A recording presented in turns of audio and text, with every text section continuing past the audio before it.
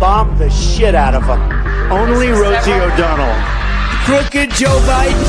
No, get those lights off! Off! He died like a dog. He died like a coward. You can't do it. It's disgusting. Now, if I didn't know any better, I'd say that you're looking at running for president. Do it. Do it. Look at me.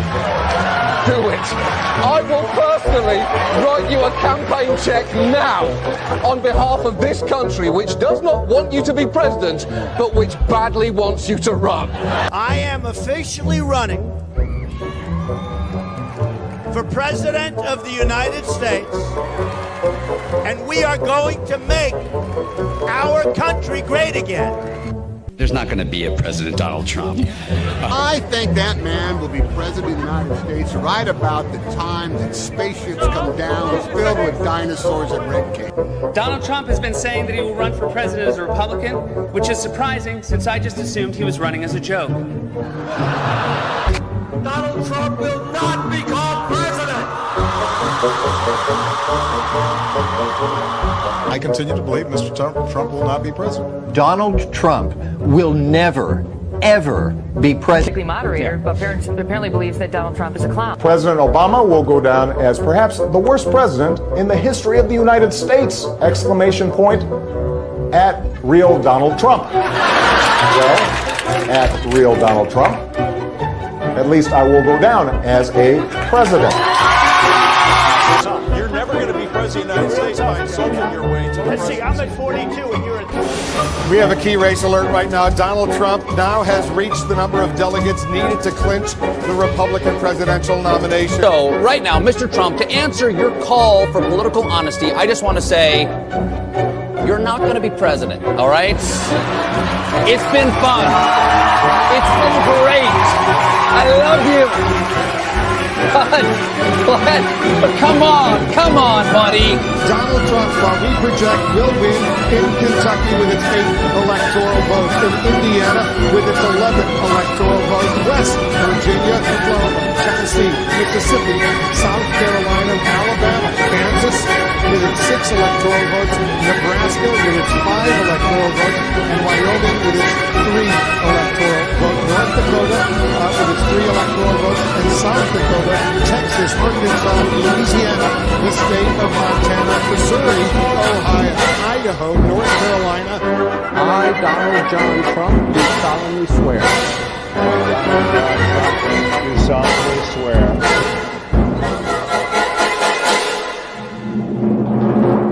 Together, we will make America great again.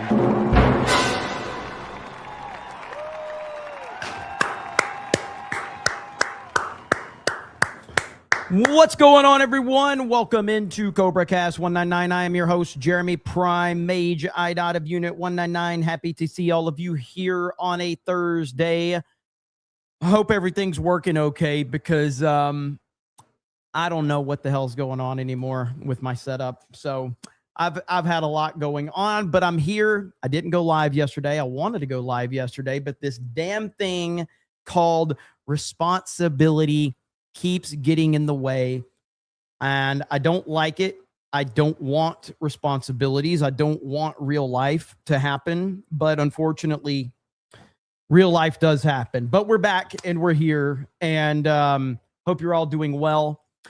I see we have, as per usual, Mar Millen with $10. Says pre-stream chat Griff Tax, hail the 199 and King Big. Hope everyone is having a fantastic week. Thank you, Marmillan. Good to see you as always, my friend. Zihoni says, To the people calling Trump a neocon warmonger, there was literally an MOU in place 2 weeks ago, and Iran violated it. What do you expect Trump to act? Look, I mean, talking to nonsensical people like that's pointless. So, and then also Zioni says, by his logic, Putin is a neocon warmonger that dragged his country into forever regime change war with thousands dead. But Tucker kissed his ass. He decided to turn on Trump for a war that cost less. I do have some clips of Tucker talking to Stephen A. Smith yesterday that I'm going to pull up and we're going to go over. And yeah, Tucker is just, it's shocking. I mean, the dude is just completely, he's just done a full hill turn, man. It's absolutely crazy. And there's nothing that could actually tell you why he did it. So you can only speculate as to why he did it. Tutan Tommy says, YMC intro. Are you covering the White House Correspondents' Dinner tomorrow? I might. It depends. I mean, if it's tomorrow night, I will. I don't know what time the Correspondents' Dinner is, but I will cover it tomorrow night. I don't know what time it's happening, but it may be after the fact. Alex Aerocave says, get to topics, pre-streamed streamer meta PC code 199. Scully in the house. Hail chat. Hope everyone is doing well. Happy Thursday. Thank you, Scully. Appreciate you. Dropping a big 5-0. Let's freaking go. The real Captain Dread says, we have a tropical storm over down south, over here down south. Where's the tropical storm at? I heard there was one out there, but I heard it was turning, going the opposite direction of Florida. Am I wrong about that?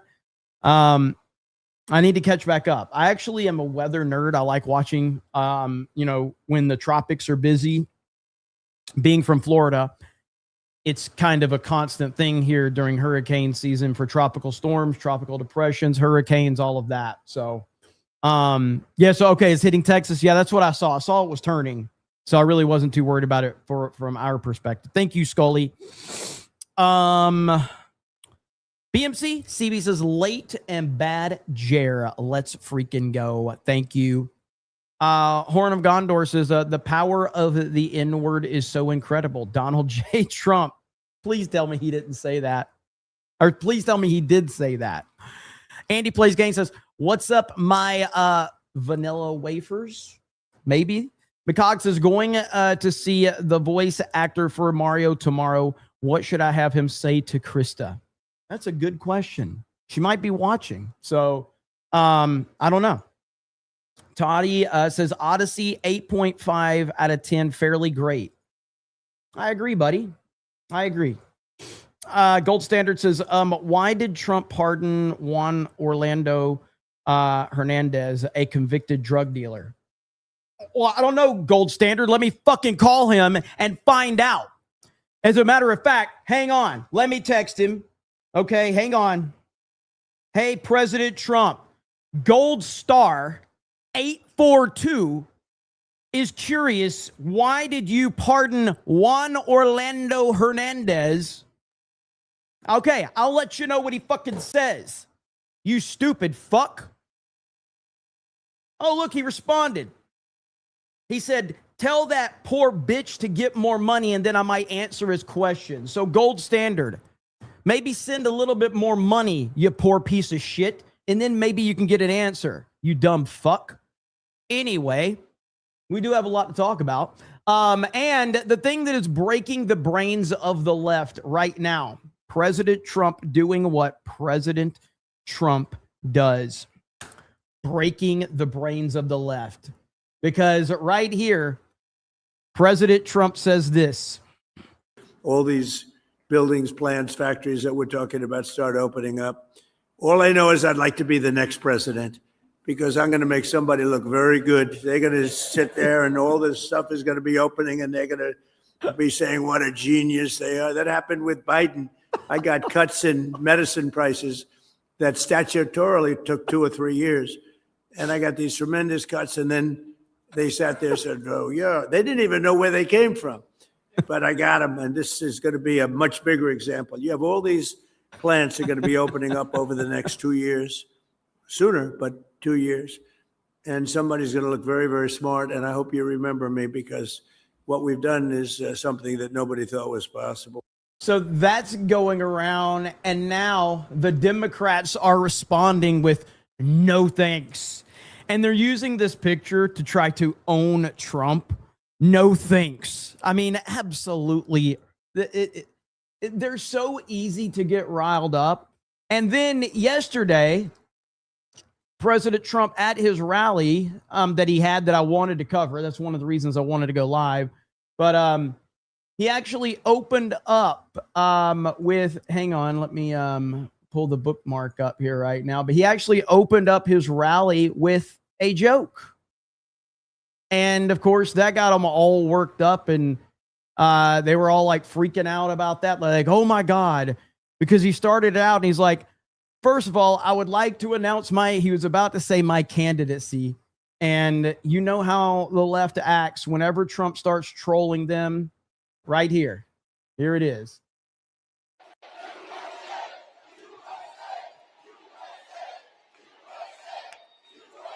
Well, thank you very much, everybody. It's a special place, and I am here to announce my candidacy.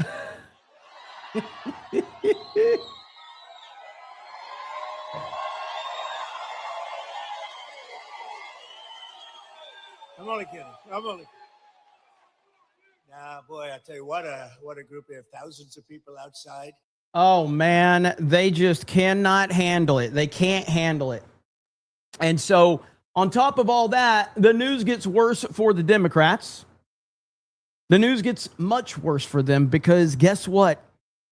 Even CNN drops a bombshell. President Trump, more popular than any president at this point in his presidency. 21st century own party approval rating, about at this point in the second term. We got Trump, we got Obama, we got Bush. Look, they're all fairly popular, but the one who is the most popular, and we have seen this time in and time out, no matter when you look, is Donald John Trump. He's the only one who's over 80%. 83% of Republicans still approve of the job that Donald Trump is doing as president. He still has that magic touch. We'll see if it carries over to South Carolina, but we've seen it in primaries this year, Senate primaries, and that's because he is still a very popular man, historically popular when it comes to his own party liking and approving of the job that he's doing. So there we have it right there. Once again, they can't handle the popularity of President Trump. They don't know how to respond. And you love to see it. It's great. Trump 2028 is a real thing, everybody. It's going to happen. That's right. It will happen.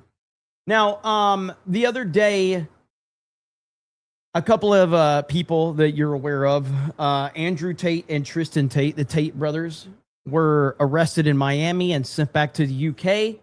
And it's been a lot of speculation as to will Trump help them. And Caroline Leavitt was asked about that. She had a simple answer. Is President Trump or the administration, do they have any plans to intervene in the extradition process for the Tate brothers? No, we've already answered that question. Elizabeth. Flat out, no. End of discussion. The Tate brothers are on their own. President Trump is not interested in helping them. I think that's a great answer. I have no idea. Like I said, I'm not here to cast judgment on the Tate brothers. I don't know if they're guilty or innocent. The thing I have said about them is that in my experience with watching how this always plays out with powerful people and the media, usually the people that are actually doing the things that the Tate brothers are accused of usually are never targeted, and they never focus on the people that are accused of that. So as long as the Tate brothers have been targeted, yet they've actually produced no evidence, that makes me skeptical of if it's true or not. But I don't like the guys. I don't like them at all. Jeremy, from the sounds of the lawyer that was on PBD this morning, these are charges that are false while threatening the witnesses to lie under oath. PBD, let's see, let me look this up. PBD podcast. Let's see if we can find anything on this. So they had like oh, here we go, right here. Okay, let's hear this. Is this it? Tate brothers' lawyer claims Andrew and Tristan Tate are being used as political pawns in a larger fight involving DeSantis, Rubio, and Trump. Okay, let's hear this. My understanding, for what I've been told, that this is a DeSantis ploy, that Andrew and Tristan are being used to put Rubio and Trump in a very difficult situation. A very difficult situation. On one hand, if you extradite the brothers and if you let them go, you're going to lose a substantial part of your Gen Z base, the manosphere. Oh, no. It's going to be like... Oh, come on. Oh, no. No. Oh, my God. You watch Braveheart, and he was betrayed at the Battle of Sterling, and he had that horrific look on his face. I've been fighting these battles. I've been going to war for you, and you betray me at the most horrible time. Okay? On the other hand, right, we just have a process that needs to play out. And Rubio and Trump have been put in a difficult position, from what I've been told, specifically by the DeSantis, Uthmeier sort of group of people that are down here, because they hate each other. And they put Trump and they put Rubio in this difficult position because they don't like them, and they're trying to muddy up the approval ratings that you were just talking about, the midterms that are coming out in the forthcoming 2028 election. Andrew and Tristan are pawns in a much higher political game right now. And I think as the process plays out, the world's going to be able to see the truth behind what I'm saying. But if you haven't yet purchased your tickets, go to... Is there any more? Like, is there another clip? Let's see here. This is a political hit job. We saw that there is the governor or Uthmeier, but and even Uthmeier, I think James Uthmeier made... So I will give him credit for floating out some very... that's very juicy internet nonsense right there. But I think the internet will eat that shit up. I think the internet will eat it up. UK of law. Now, typically in these situations, when you have an ongoing relationship, for instance, a year or two ago when the guys first arrived here, there was this big announcement. DeSantis got on stage and talked about Andrew and Tristan as if they were not American citizens. They had egg on their face afterwards. But I reached out to the statewide prosecutor's office. I said, here, I'm available. I've worked with him over time. There was a criminal investigation. The better play would be to blame Israel. Just saying. The better play would basically be like, yeah, Israel's behind it, and that's why Trump won't get involved. That would be a better theory. And then you could even add more to it. And you could say Andrew and Tristan Tate were on the cusp of giving the information to who killed Charlie Kirk to Candace Owens. And right before they could get the information to Candace, Israel actually got involved and had them arrested. And now that has put the Trump administration in a really tough spot. That would have been the better play. That investigation that we dispensed with. And I said, hey, listen, if you ever get into a situation where you want the guys, or if there's a warrant and they need to surrender themselves, just let me know. Everybody knows. You just come to me, you let me know. They're not running from anything. They're two of the most famous guys in the world. We'll surrender. We'll come in. It'll be nice. It'll be quiet. It'll be easy. So what happened was a dog and pony show. This could have been avoided. They set these guys up to make it look like the worst possible PR stunt in the world when they were... Well, I don't think that they actually told Andrew Tate to wear the gayest pants that any human being could wear.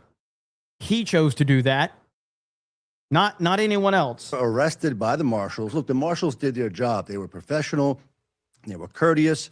They rolled up on the scene hard body, but that's what they do. They didn't take Andrew and Tristan's phones. They didn't take their electronics. Andrew had $2 million worth of jewelry on his neck. He was able to give it to one of his friends. They conducted themselves with honor. It is the people behind the scenes who set this up. It is the people behind the scenes who gave the media and the cameras. Like, why were there cameras there? How did everybody know? Because this... Listen,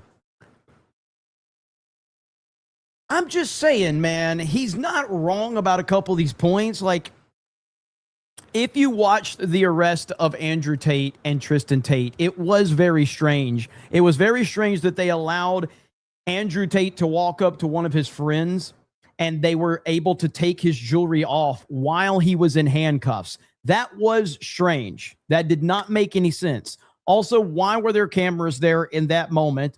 That's another strange coincidence. So as much as I don't agree with this guy, some of his points are kind of valid. This only happens when it's a stitch-up job. This only happens when they're trying to use the process as the punishment. So to your question, Pat, the marshals being involved is standard operating procedure, but the way it went down is anything but.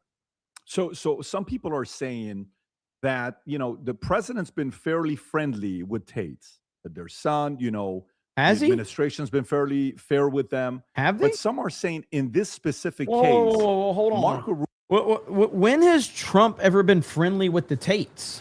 I mean, maybe I'm missing something. I don't know when Trump has ever been friendly with the Tates. I don't know anything. Maybe there's something I'm missing. I don't know any scenario where Trump has been friendly with them at all. But maybe I'm wrong. Maybe I missed something. Rubio doesn't share the same position as others do. Well, what do you say? Do you have the impression that Marco's behind this, or this has nothing to do with Marco? I saw the conversations. I saw the questions being asked. I saw online was also saying maybe this is Marco's hand behind us saying, let's go get him. What do you say about that? I saw the conversations. I saw the questions being asked. I saw online was also saying maybe this is Marco's hand behind us saying, let's go get him. What do you say about that? So I'm going to be real careful about what I say here, and I just want to tell you why. We have two sort of tracks here that are. And by the way, we have a really insane interview with Elon Musk to go over here momentarily. Elon absolutely destroys the mainstream in this interview, so we are going to go over that.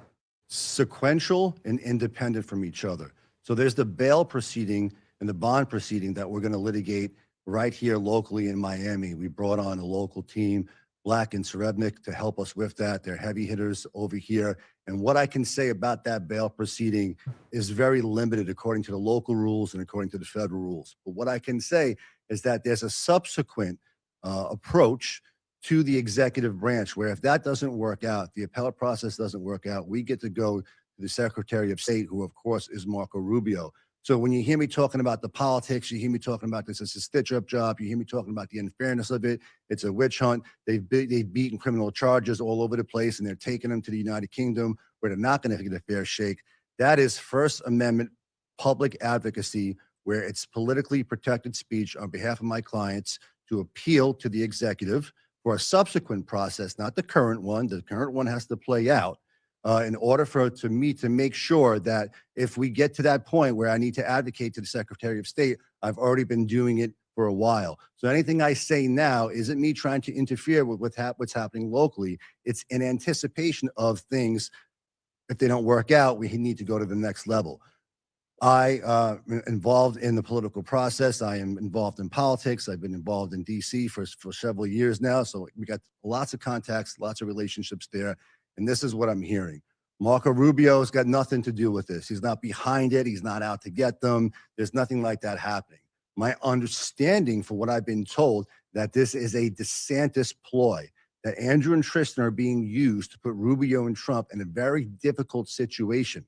A very difficult situation on one hand. This is so fucking funny, dude. DeSantis is involved.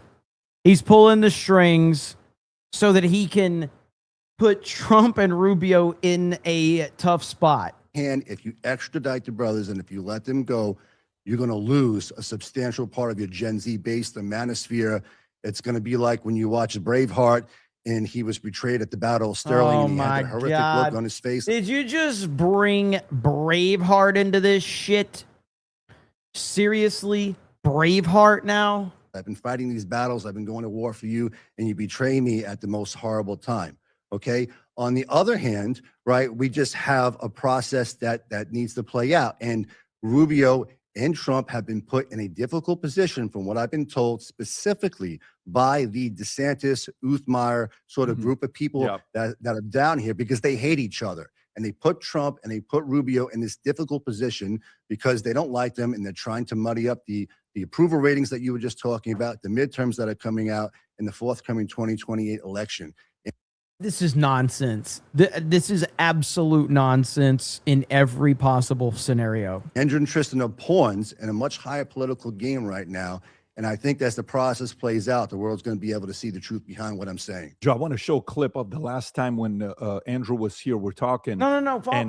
Follow up on that ridiculous point. You should be like, wait a minute. You're telling me that the governor of Florida, who Trump literally got elected, by the way, DeSantis would not be the governor of Florida without Donald Trump's endorsement. A lot of people forget that. Yes, I know they had their issues on the campaign and all of that. It's clear that they've put that behind them. And so now you're accusing the governor of Florida of using the Tate brothers because they have influence online to put Trump and Rubio in a spot. Do you understand how retarded that sounds? PBD better push back on this a little bit. Andrew, friendly words he had to say about DeSantis. Here was his small request he had for the governor. Go ahead. I'm an American, and I don't owe him shit. And when DeSantis stands up and apologizes to me, when the AG apologizes to me, I'll consider it. And Byron Donalds is a punk, too, because he sold out and went on the news and started talking shit, calling me a human trafficker. I've never been convicted. The point of America in general, the point of democracy is innocent until proven guilty. If they get quizzed about me, if they stand up on the news and they say, what do you think of Andrew Tate? They have a very easy answer. We live in a democracy. It's innocent until proven guilty. I don't know the specifics of his case. What I know is he is not convicted. They don't have to sell out like punks. They don't have to start saying I'm not welcome here. If the senator or the governor tells me I'm not welcome, I don't actually disagree with what he's saying right there. It is pretty shitty for someone like an elected official to make public statements to imply that someone is guilty when they have not been convicted of anything. And I remember when those statements were made, he's not wrong. You can dislike him all you want, but he's not wrong. You know what? Then fucking keep it. I'm not a beg. I'm not desperate. And I don't give a shit if Ron DeSantis likes how I live or not. To be honest, I don't care. I'm an American citizen. I came here. I've been convicted of no crimes. And for the same reason you won't live in Cali or Mamdami's New York, I can't live here until these clowns apologize. I got you. I got you, man. So you see that. So those are the comments that were made. Now, when you hear that, we followed the Romania story where the charges were made, and then all of a sudden they couldn't leave. We were there when they couldn't leave. We were at their house in Romania, and then they could leave, and then they could travel. So everyone's like, wait a minute. I thought Romania, you had something. What are you doing now? And then now we hear these latest, if you can go back to that New York Post story you were just on a second ago, new charges include 19 for indecent images of a child and extreme porn. So it's almost as if they're reaching to find something, but the average individual is watching is saying, what the hell is going on here? Didn't something happen in Romania? What is the difference between the Romania charges and the one in UK? So I just want to unpack two things that you just addressed there. First and foremost, that clip of Andrew. Bravo, Andrew. That is how a free American citizen speaks when he hasn't done nothing wrong. When you actually haven't done anything wrong, you have zero fear of law enforcement. You have zero fear of investigations because you know that you're innocent. Stress level says, fuck it, I'm watching something else till we get off this shit. Another 30 minutes just got added to it. I saw you in the comments and you were like, I don't give a shit about this. You might as well talk about the Odyssey. So guess what? Now we're talking about this more. No Odyssey talk. We're continuing the Tate talk just because you complained. So he's saying, go ahead, look into me. And by the way, we sat down with the statewide prosecutor's office and handed them the entire file. We paused our defamation case that we're litigating in Palm Beach in order for them to get a look. They took a look and they said there's nothing here. We've consistently had nothing to hide. With regard to what's going on in Romania, they add charges, they put them in a locker somewhere, they keep these guys in jail. We complain about it. It gets them before a competent judge. The judge looks at it and the judge say these allegations are garbage. You have no corroborating evidence. Moreover, in Romania, They there? brought about 30 or 31 women in to try to testify against these guys. And they told these women, if you don't assign yourself or become a part of the victim list here, at least initially, we're going to put you in as corroborators. We're going to put you in on this conspiracy. We're going to. What happened to chat rules? I was just saying that to get super chats. I'm a fucking streamer. Come on, what are we talking about here? I was just trying to get super chats. Going to lock you up and throw away the key if you don't participate. Once those women have been given the chance, they've all spoken out and said, this is bunk. It is garbage. It is a setup. Women are online making statements right now in front of the courthouse in Romania. I've been listed as a victim. I'm not a victim. I was in that video with the belt, and that was just play. That was Andrew and I's relationship. So we've been able to articulate to the court there and to the public that that case was built on fiction. It was built on nothing. So much so that we sued the wrongful accuser who initiated those charges out there in Palm Beach. And we've been litigating a case in Palm Beach for defamation for the past 3 years. That case is 6 months away from going to trial. If we go to trial and we win in that case, the narrative against them is over. It collapses. Everybody who's ever called them a sex trafficker, a rapist, a pornographer, all these things, it goes away because we're in. I do remember when they got arrested for the first time and everybody went crazy online because they just, like, again, it puts me in a very awkward position because I don't like the Tates, but I rejected the blind hatred for them online as well.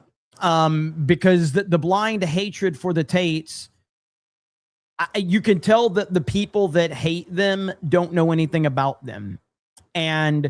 And they walk right into the narrative without even understanding that you are being controlled by that narrative.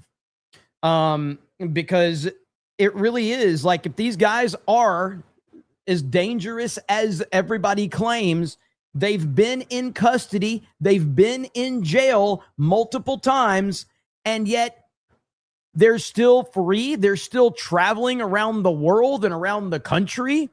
It just... 2 + 2 does not equal 4. In front of a great judge there, Judge Joseph Curley, G. Joseph Curley.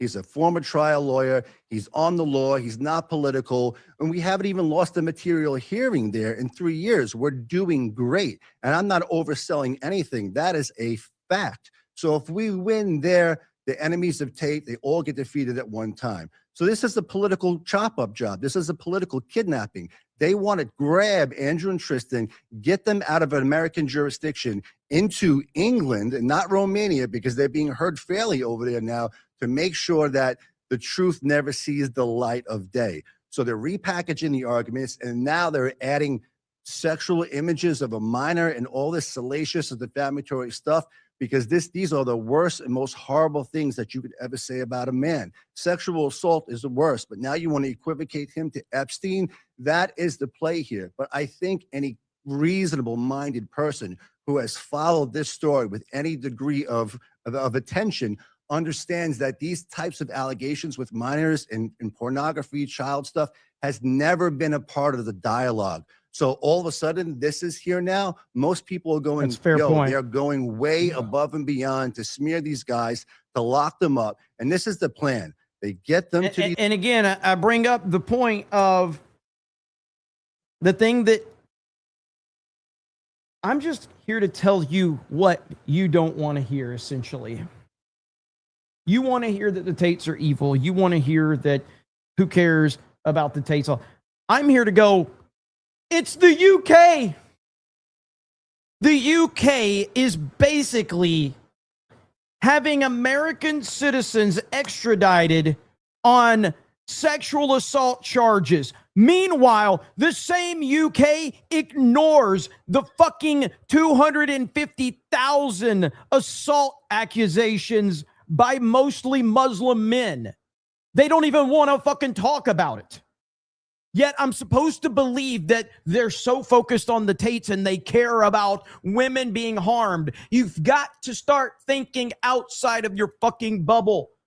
That's what I continue to preach. I will continue to do it.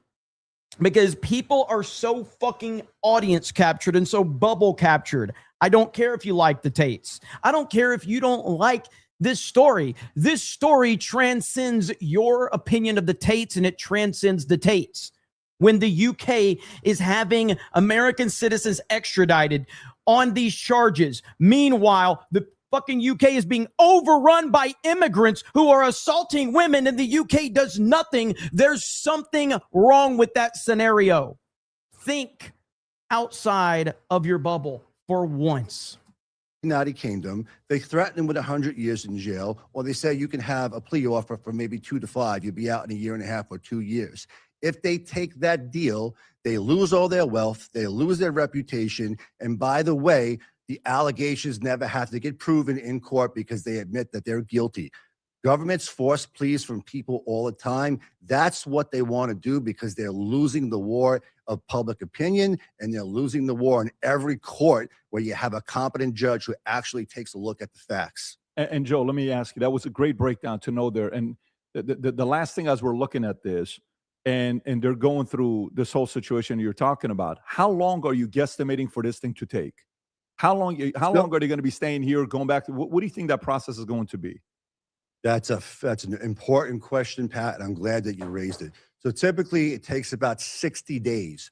Right now, we went in front of the judge the other day, and we didn't even ask for them to get out. We just said, Judge, we'd like to have a private conversation with you, attorneys only, on the 27th. All right, so I think that's probably the gist of it there. But, I mean, you get my point. Like, the reason I'm interested in this is because it just seems very much, it doesn't seem consistent with what we've already seen from the UK.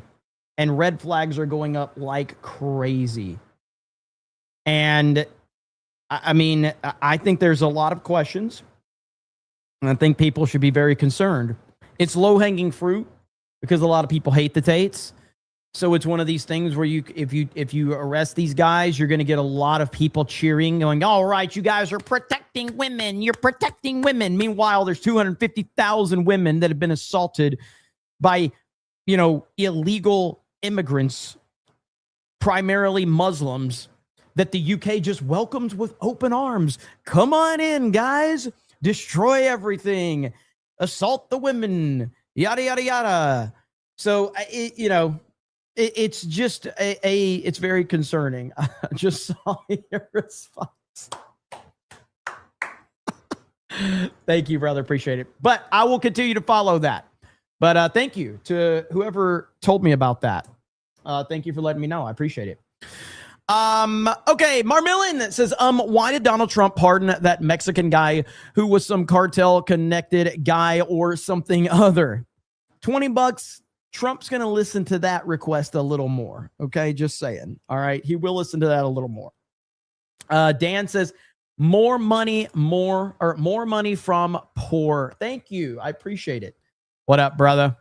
Vera Nid says, let's rename the USA to the United States of Trump. I am down with that. I'm down with that. Jeeping Baylor says, yo, I can't stay, but I had to butt in. If you haven't reacted, you need to search for Steven Crowder and Pastor Speaks Gospel. It's super gold. If you're talking about the black dude, I think I know which one you're talking about. So, we shall see. Beardo the Ruiner, you're the one that told me about it. I got you. Thank you, man. That profile picture is rough, by the way. I will check that out, Jeeping Baylor. Is this on his YouTube channel? I will check that out. Gold Standard says, I was hoping my super chat would have got a bunch of super chats telling me I'm an idiot, etc. Damn it. Gold Standard, here's the deal. So you did fool me a long time ago. And I know you remember this. So for the chat, if they don't know that, Gold Standard used to shit talk me to the point where I was convinced that Gold Standard hated me.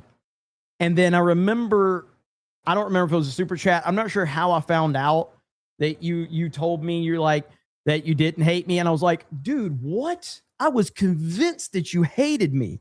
So so when you sent the other one, I knew what you were doing, but either way, well done, sir. Well done. Shit posting saves lives. Yes, it does. Yes, it does. Absolutely. Okay, so Elon Musk did an interview today with the Economist? And there's a lot of clips, but we're just going to pull the one up on YouTube right now. Elon Musk on Europe, the far right, and civil war in Britain. Let's just listen in right here. Jake the Movie Geek says, Jeremy, I'll be honest, this was so uninteresting, I had to mute you in another tab until that loser was gone. And if you bring it up again because of this, I'll mute you again. Have a good weekend. Thank you, Jake the Movie Geek. By the way, Fortnite tonight is happening as well. You support not just the populist right, but the far right. In fact, very fringe parties in some countries. No, I support the normal people. Okay. What do you call the far right? Falsely. You think is the normal person. Okay. Yes.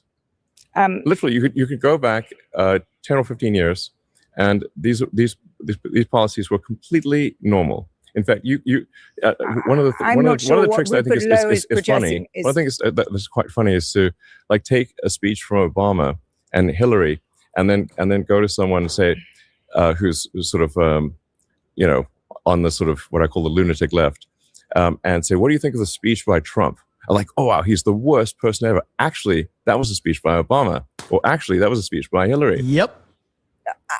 I agree. No, I agree that the center of gravity in this country has shifted. Certainly, in the Democratic Party, shifted to the left. But that's not what I'm talking about. I'm talking about people like Rupert Lowe. I'm fringe talking right, about please. people. It's actually just normal people. It's just normal people. It's just normal people. And and here are the principles. And tell me which of these sound terrible. That we should have secure borders. That we should have safe cities. That we should have sensible spending. Which of those three are far right fringe? And I would like to just admonish you and the media for the absurd characterization of the far right. It is false and misleading and nonsense.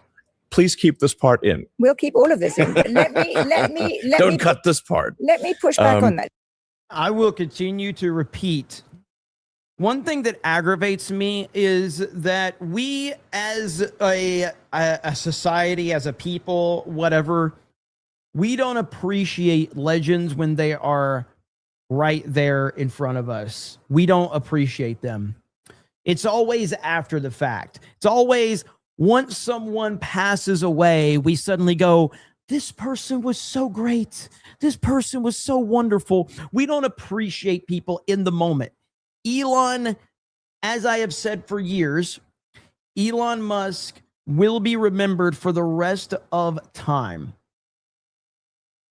Appreciate this man. He is a literal genius walking among all of us right now. He is a genius that they will talk about. He will impact this world well beyond our lifetime. He is the man. And instead, you have people going, well, Elon Musk didn't actually create this. He actually purchased this. And it's just like, shut the fuck up. Elon Musk is the man. Period. End of discussion. Let me push back on that because you have nonsense. Elon, you have, what is it? Close to 250 million followers on X. Yeah. You say things like, popular guy. Quote, civil war in Britain is inevitable. Just a question on the current of when. trends, yes. I mean, when were you last in the UK?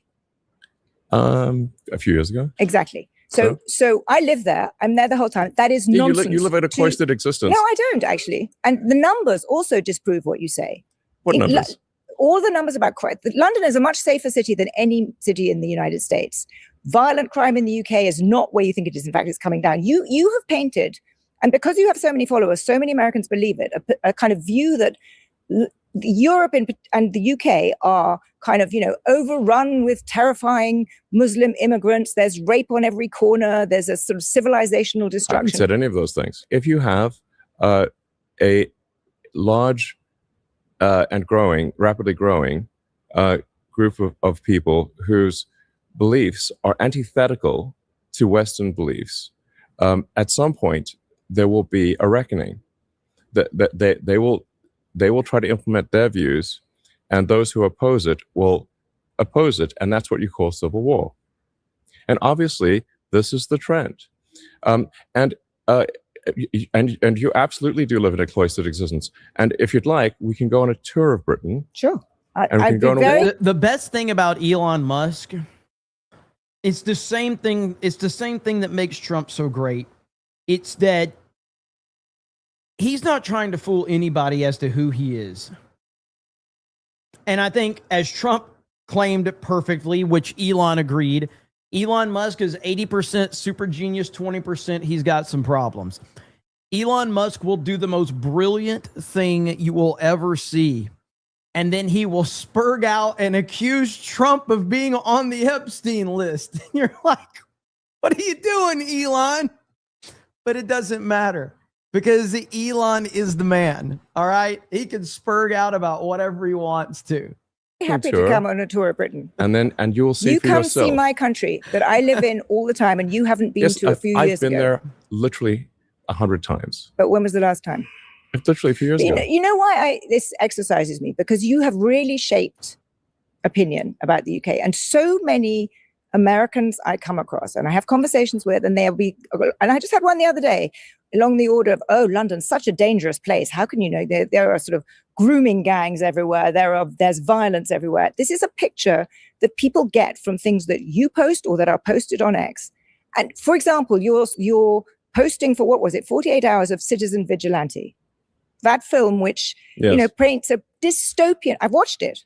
Yes. It was not fun. I watched it yesterday. It's not a very good movie. It's a good movie. movie. But it also paints a dystopian picture of Europe.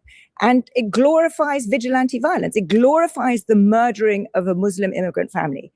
I honestly think that it is irresponsible for you to put that up on X. I think that it's a movie, and it's worth watching. People say that you're a racist. What is the motivation for doing? No. Whoa. Where was the cut? What was the cut? There had to be something else there. There had to be something else. I think that it is irresponsible for you to put that up on X. I think that it's a movie, and it's worth watching. I want to know what else was there. I really, really want to know. I'm sure Elon is going to have his own camera crew there.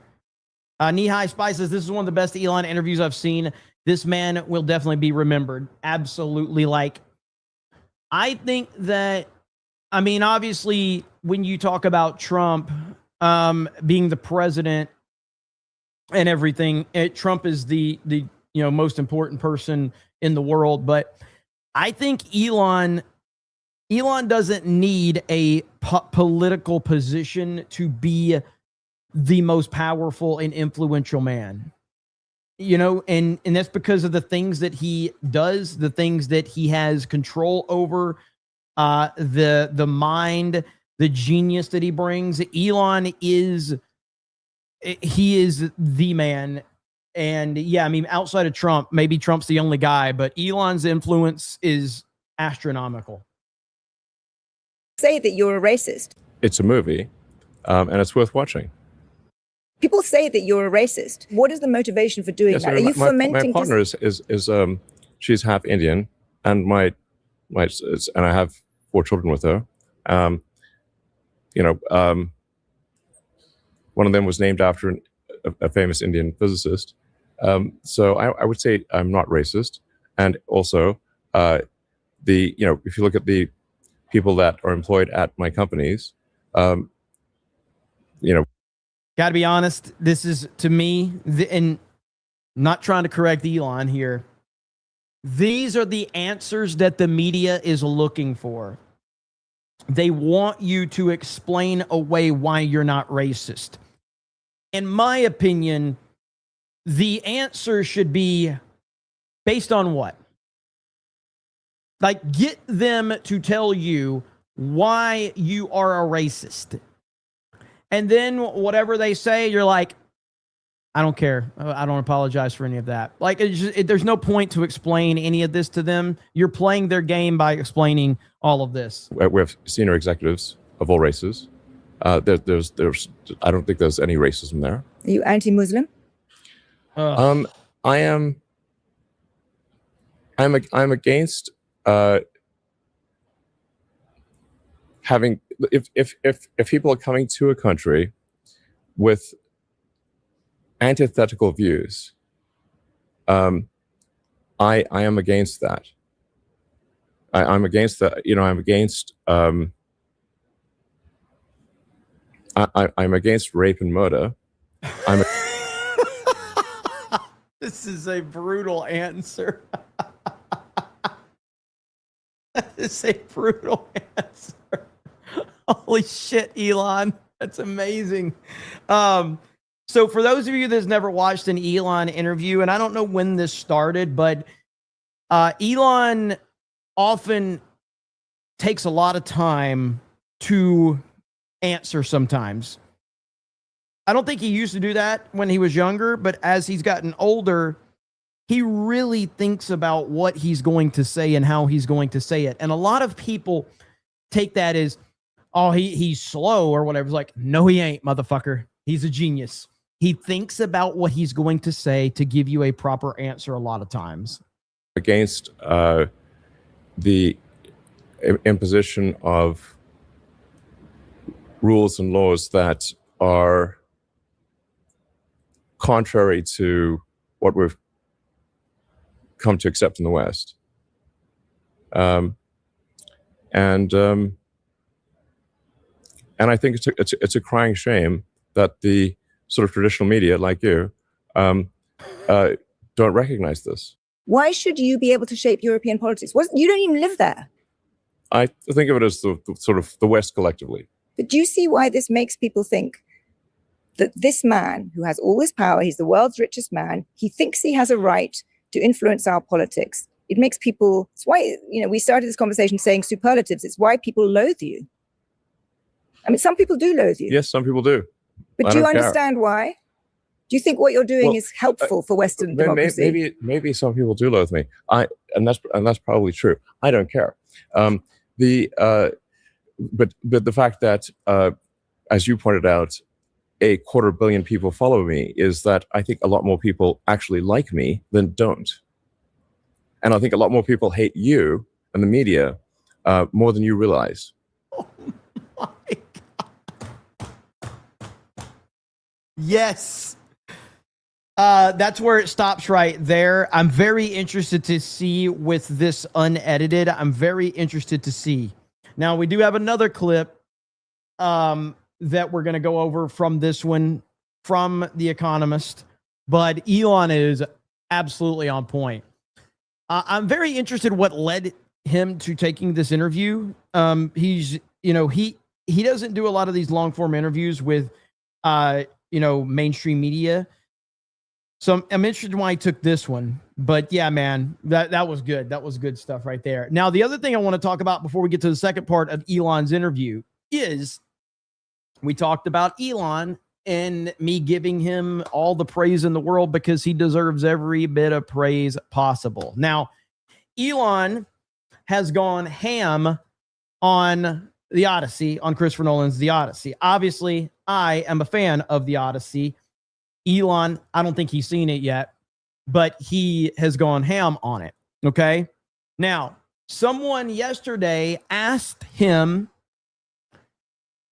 if he would give Mel Gibson $100 million to film an Odyssey adaptation that's historically accurate with ships, armor, weapons, casting, with all the dialogue taken straight from the original poem and delivered in Homeric Greek.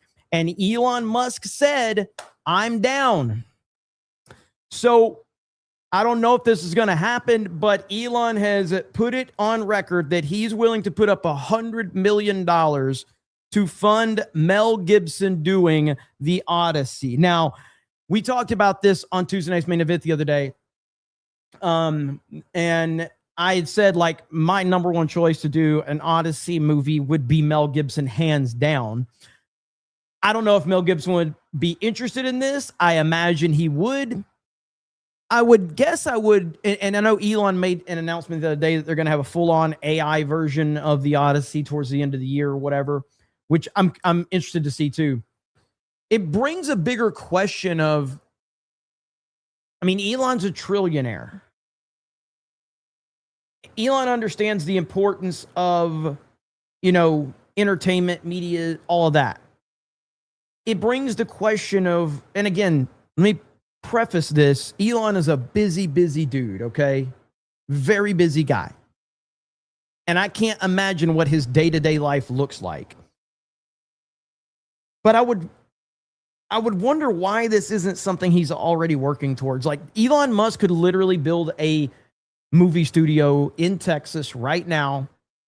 There's very, very conservative people that would 100% get involved with his funding of a major, major studio.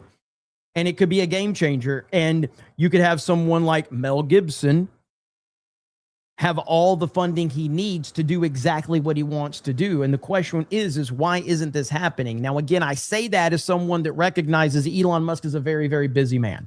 But he's busy, but he's also aware enough that this is important. So Mel Gibson doesn't have any social media that I'm aware of. I'm waiting. What I'm waiting for is a TMZ video of Mel Gibson walking through an airport and TMZ asking him about this. So that's when we'll find out probably. But yeah, that's huge right there. So hopefully something like that happens. That would be fucking awesome. Sign me up all day. Give Mel Gibson all the money in the world and give him free reign, and it will be awesome. It will be awesome. Okay, second part of this interview right here. Elon Musk on AI. Humans will no longer be in control in 10 years. I'm gonna read that one more time. Elon Musk on AI. Humans will no longer be in control in 10 years. I think AI may exceed the sum of human intelligence in around 5 years. In 5 years? Roughly 5 years is my guess. So there really won't be anything that AI can't do better than humans, apart from being human, perhaps. At a more prosaic level, what will life be like? The most likely outcome is an age of amazing abundance, where anyone can have anything they can think of. This may sound preposterous, but honestly, though, you got to think about this. In my lifetime, because things happen gradually, you don't notice it. But when you take a step back, and like for me in my lifetime, when I actually think about how easy life is compared to what it was when I was growing up, it shows you how rapidly things have changed, and it's absolutely terrifying. And I have mentioned this a few times, the movie WALL-E.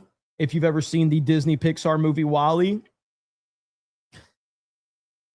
I am scared that that could be our future, where we're just floating around with a screen in front of our face and robots giving us everything and constant advertisements and constant things just feeding our minds, and they're just throwing food at us. And that's our future right there. It's downright terrifying. well, here we are in 2026.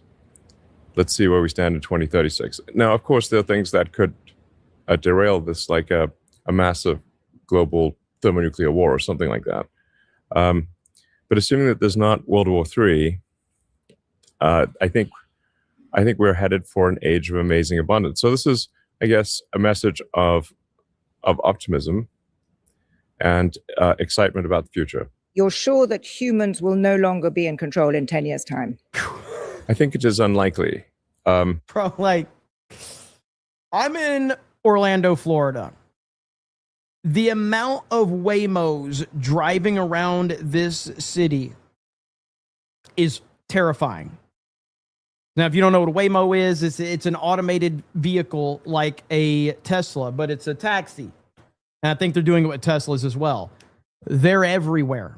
They're everywhere. So it's really scary. John says, I've never had Jeremy ignore a super chat before. That's the first. Whoa. Oh, shit. John freaking Murdoch for 50. I didn't see it. I'm so sorry. I was probably on a rant or a monologue. Sorry, John. Mr. Streams tax. And then John says, I've never had Jeremy ignore a super chat before. That's a first. I've fallen, man. I've fallen off. It's over. I'm done. To be fair, John, I was saving you money. I haven't been streaming a lot lately. I was saving you money because I care about you. I am a nice guy.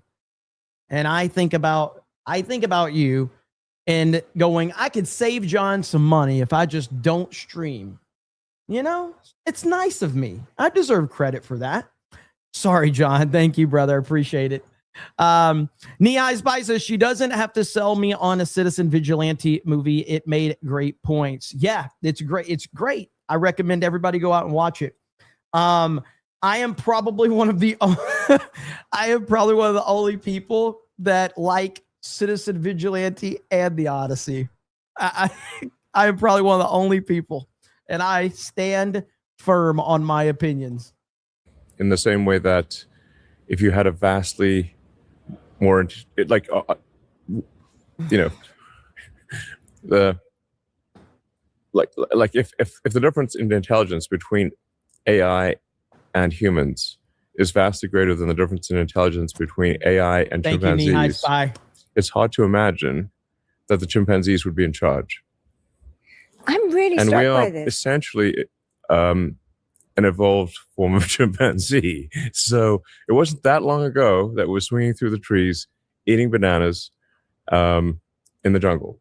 And we still eat bananas. You said there was a 10 to 20% chance of killer robots wiping out humanity. Oh my so God. You sounded worried then. Elon. 10 to 20% chance of robots wiping out humanity? Hold on here. In the jungle. And we still eat bananas. You said there was a 10 to 20% chance of killer robots wiping out humanity. Yeah. So you sounded worried then. He just says, yeah, you know. Chance of killer robots wiping out humanity. Yeah. So you sounded worried then. Now you seem very relaxed about it. Have you changed your view? I still think there's risk associated with AI and robots. It's not zero. I guess I've come to my sort of philosophical conclusion is to look on the bright side. I can't see any way to really stop this incredible momentum of AI and robots. And at times I sort of think, well, perhaps, even if there was a stop button, we probably shouldn't press it because the most likely outcome is incredible abundance for all. That's what I thought, actually. It struck me that now you seem to have decided it's inevitable. Let's hope for the best and go for the ride. Yeah, I mean, yes, pretty much. Let's enjoy the ride. Is I think my philosophy at this point. Because I mean, honestly, there seems to be just an inexorable progress here in AI and in robots. That but even if I wanted to stop it, I couldn't. Do you think there's still a 10 to 20% chance that killer robots mean the end of humanity? That's a high P-doom, as they say.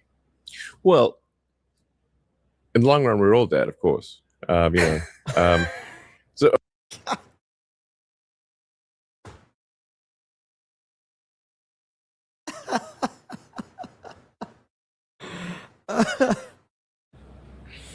That's a high P-doom, as they say. Well, in the long run, we're all dead, of course. So I mean, according to the standard model of physics, the end of the universe is a long, boring, sort of thin, gray soup of gradual cooling. Meaning that's sort of the heat death of the universe is called. So now if the heat death of the universe is in fact the outcome for our reality, then it really is all about the journey. Because the destination is terrible. Yeah, but 10 years is not very... yeah, I get that, but that could be a long way ahead. Very long way. And you're basically saying, very long way. If it's 10 to 20% in 10 years, would you go into one of your rockets if you thought there was a 10 to 20% chance of it blowing up and killing you? Yes, but let's say there's you can't do anything about it. I guess the only thing we can try to do is minimize the probability of the bad outcome. But trying to stop the intelligence in robots, I mean, for the longest time, I declined to participate in AI, or was, created OpenAI as essentially a counterweight to Google, because at the time they had more or less a monopoly on AI. In creating OpenAI and then having Anthropic spin out of that. Every phone 199 says that Elon sounds like Benology with two Y's if he were rich. Holy shit. That is savage right there. And now currently Anthropic's the leader in AI. I mean, these actions have actually resulted in knock-on effects that accelerated AI, which wasn't really my intention. So it just seems like all roads lead to acceleration of AI. So then I'm like, okay, well, you can just sort of be sad about it or join the club, I suppose. Well, you've certainly joined the club. Yeah. You've definitely joined the club. If you can't beat them, join them, A number of the other leaders of model makers have been pushing for different ways to try and minimize the risks. Just last week, Demis Hassabis came out with a proposal for a private public regulator. Do you think you guys should be working more actively to get something in place to control the risks, or do you think that's impossible too? Yeah, my recommendation to Demis, because I talked to him for a few hours before he published his piece, was that the most immediate thing that we could do is to have the leading AI companies at least just meet. We'll have some sort of call once every few weeks, and just discuss any safety and security issues. But why haven't you done that yet? I mean, you don't all like each other very much. Yeah, but you're not all. I mean, you're also all competing, right? You all want to be first. Yes, but that's where I think the competitors can keep each other honest.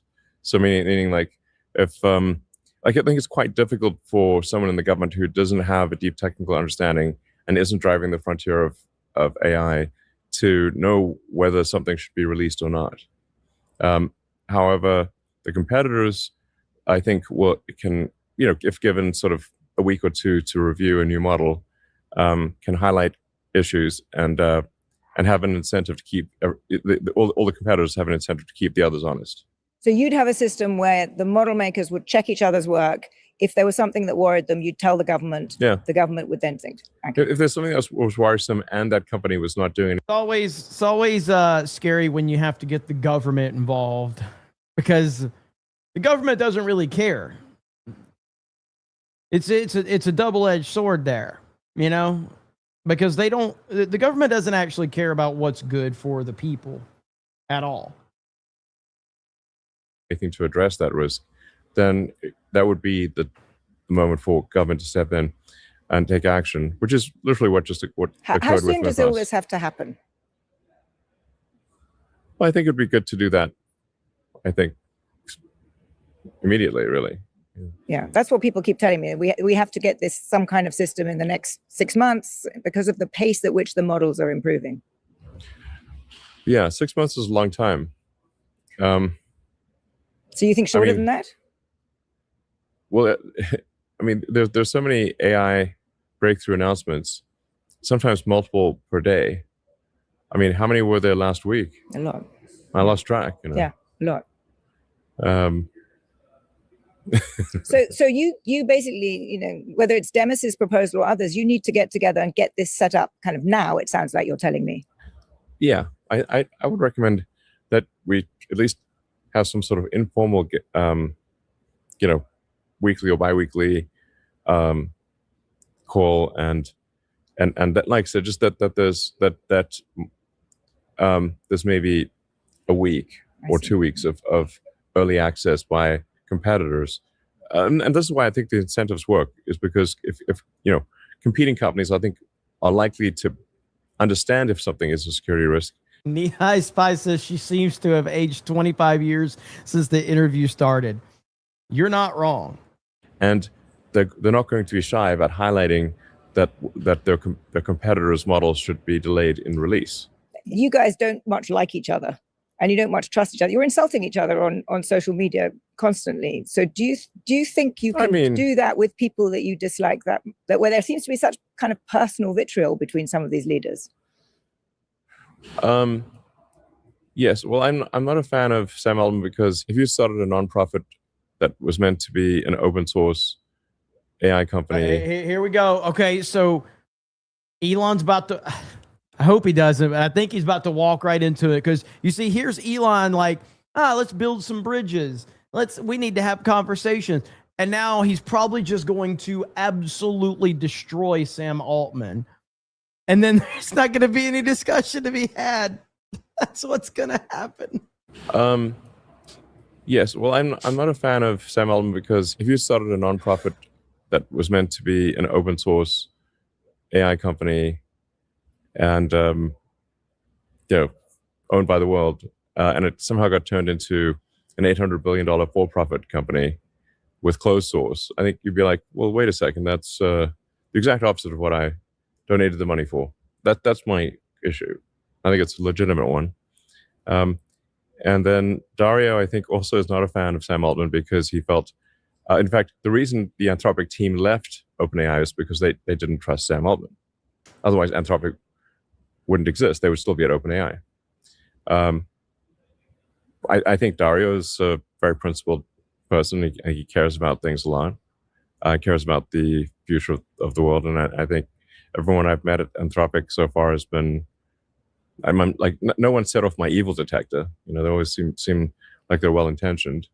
And the road to hell is, I think, mostly paved with bad intentions. There are a few well-intentioned paving stones in there, so we don't want to be complacent. But at the end of the day, if we have to talk, we'll talk. I mean, set aside our personal differences for the good of the world type of thing. I think I got a little too involved in politics. Go.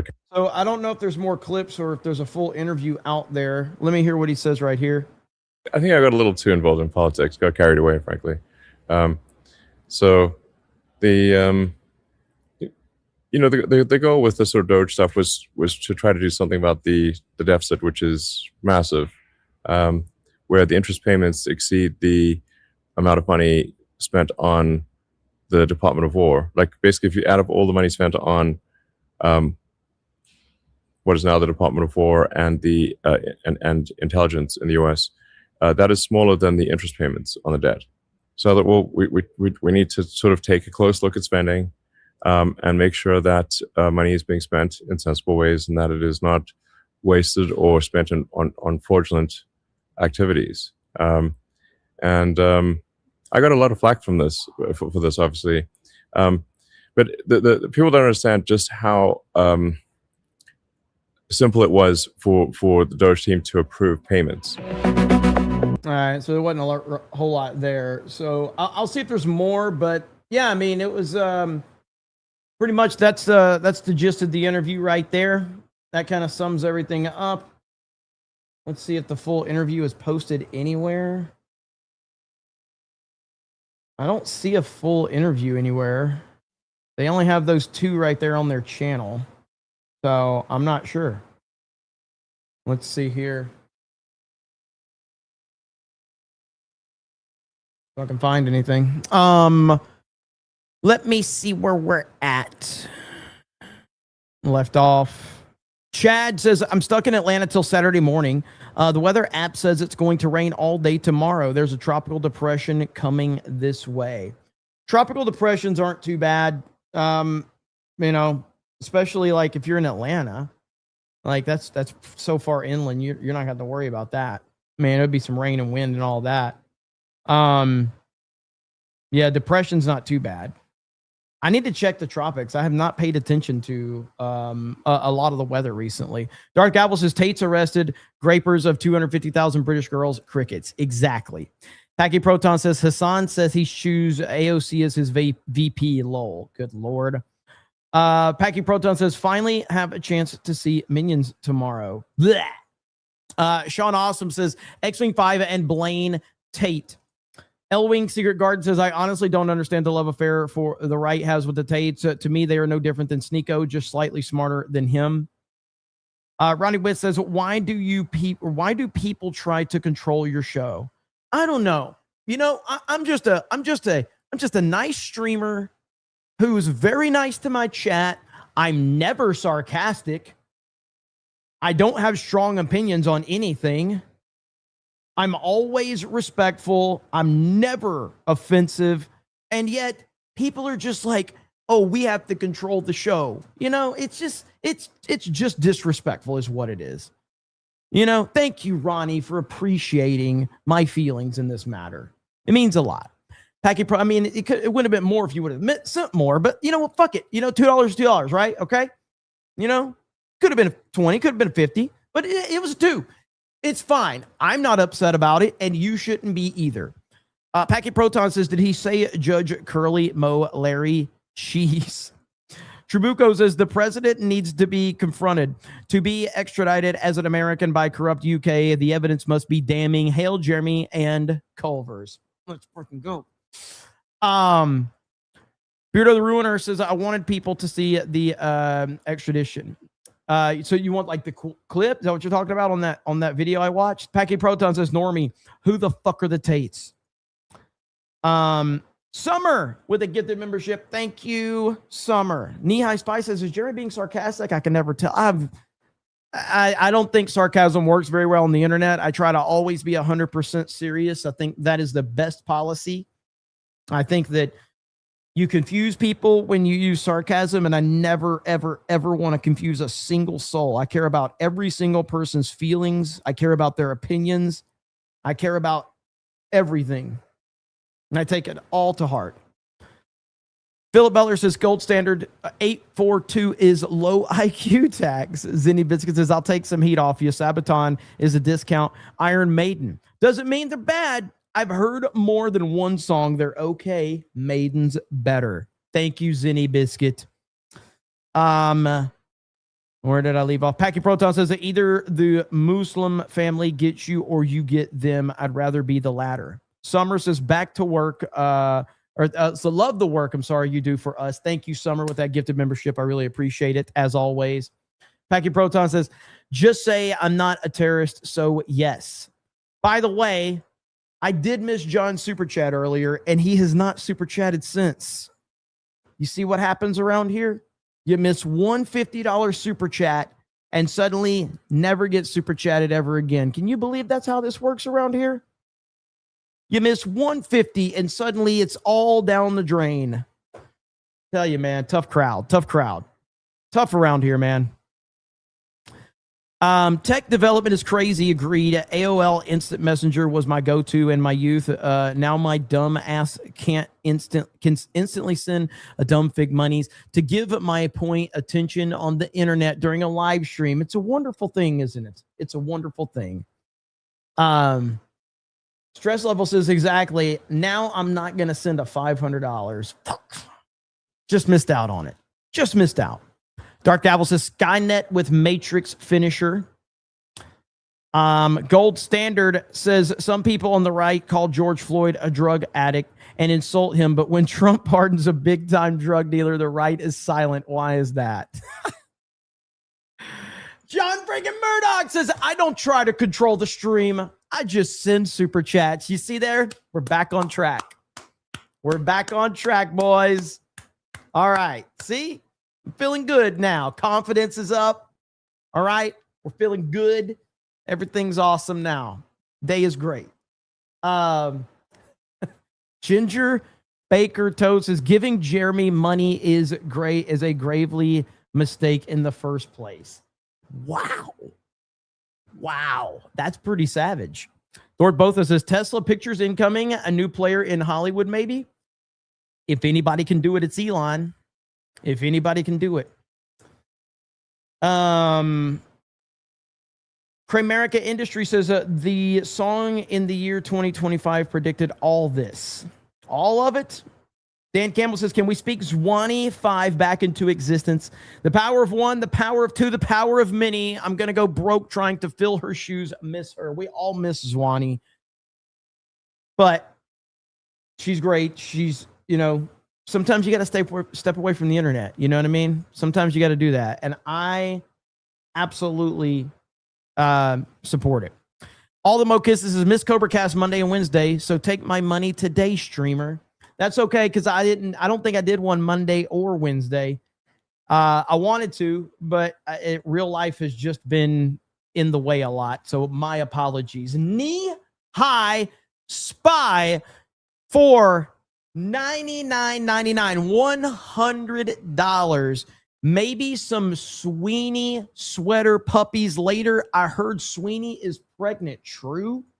Is that for real? Sydney Sweeney's pregnant?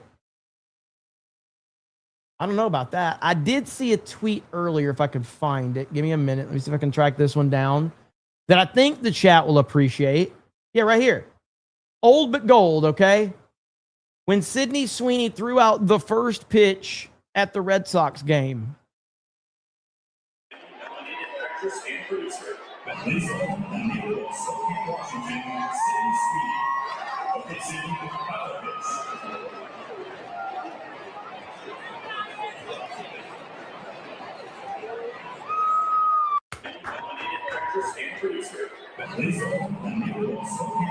Great job, Sydney Sweeney. Great job. Great form, everything. Absolutely great form. No doubt about it. Too much shirt. Yeah, a little too much shirt. A little too much. But that's okay. Thank you, Knee High Spy. Yeah, so I had that one just for the peeps. I was like, I got to pull that one up and show everybody. Cucker Tarlson says, Jeremy, it appears I've been hit by Goy Beam. If not treated soon, I'll become Goylent Green. I can't end like this, not without finishing Avengers Goons Day. Help me, Elon. You're my only hope. So fucking weird. What are these super chats? What are these things? You guys are crazy. Okay. Oh, yeah. By the way, I saw this. Dude, the left is... These people are broken, okay?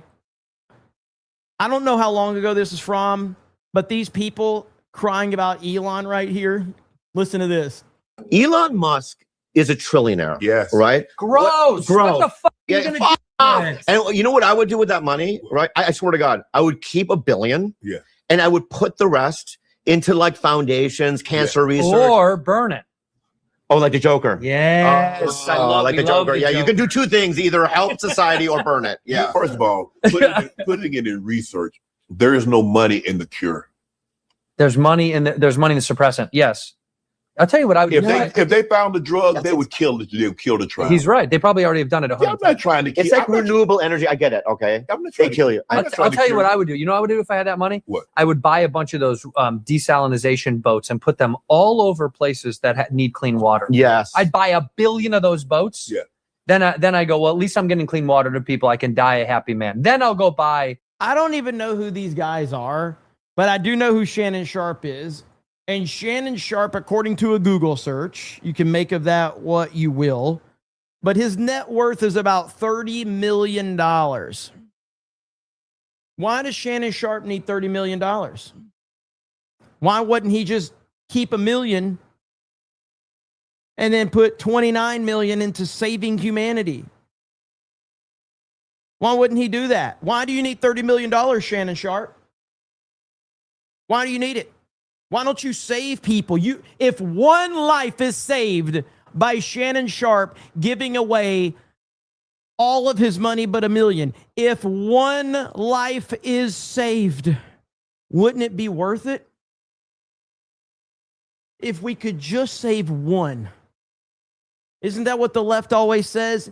If we could just save one, it'll all be worth it. The virtue sig, like, Elon pays more taxes than any human being in history. Elon does more for humanity than any living human being. And they are too stupid to realize it. So, let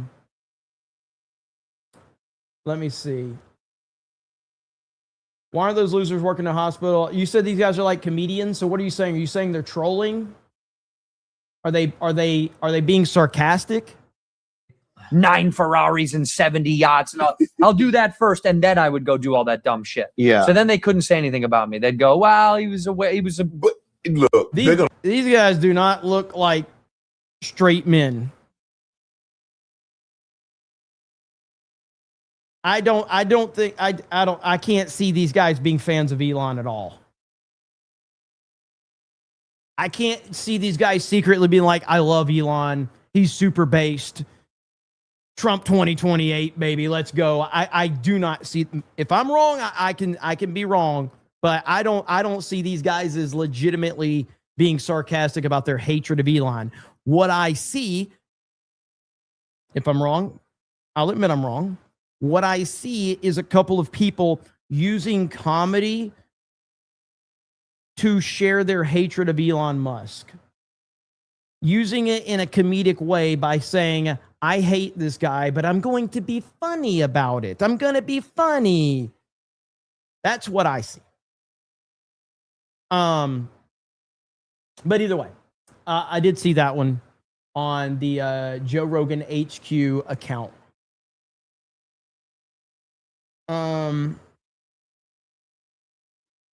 Didn't those guys happily accept Saudi blood money?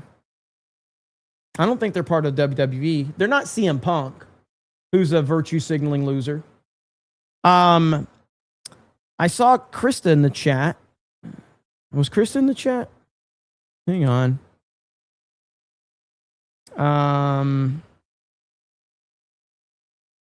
There, Krista says, follow Jeremy on Instagram. She's very, very focused on growing my Instagram. So there you have it right there. Oh, no, they did a comedy tour there. They're not very funny. Yeah, I mean, you know, they don't seem very funny. They seem like they hate Elon. Sith Lord says, Sydney Sweeney pregnant. It's as though a billion simps suddenly cried out in terror. And we were suddenly silenced, and we're suddenly silenced. Magnanimous says Tate Bros begat CobraCast via Eliza Blue Timcast. You mean began? Is that what you mean? Zeroist says, lol, the Red Sox game was 28-9 in front of her.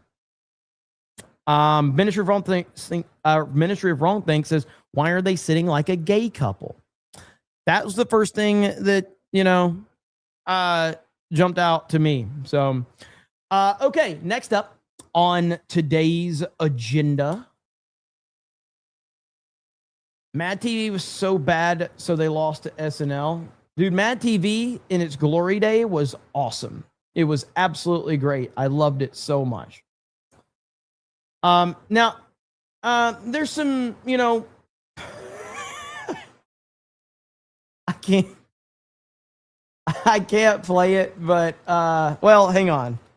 I obviously can't say it, okay? But this particular meme has been going pretty viral on Twitter.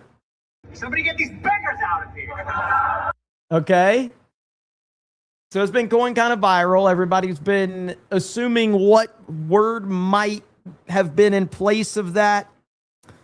So I'll just say, you can imagine what the caption says on this one right here. Stop it, narco. Narco, stop. But you can imagine.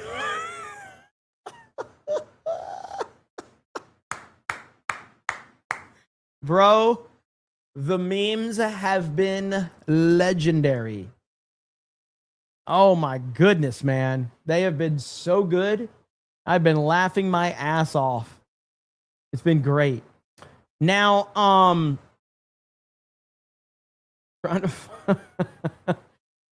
this, I'm going back to Knee-High Spy. I'm sorry, was it Jeeping Baylor wants me to check out Steven Crowder and this pastor video, so I've got to look this up really quick. Was it on Crowder Bits or was it Louder with Crowder? Louder with Crowder. Okay. Let's check his channel about this pastor.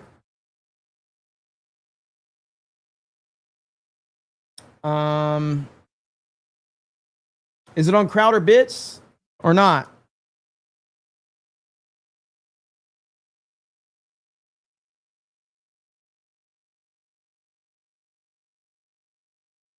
Crowder was talking about it this morning. Oh, here we go. Here we go. Right. Okay. It's on YouTube, so I can react to it. So here we go.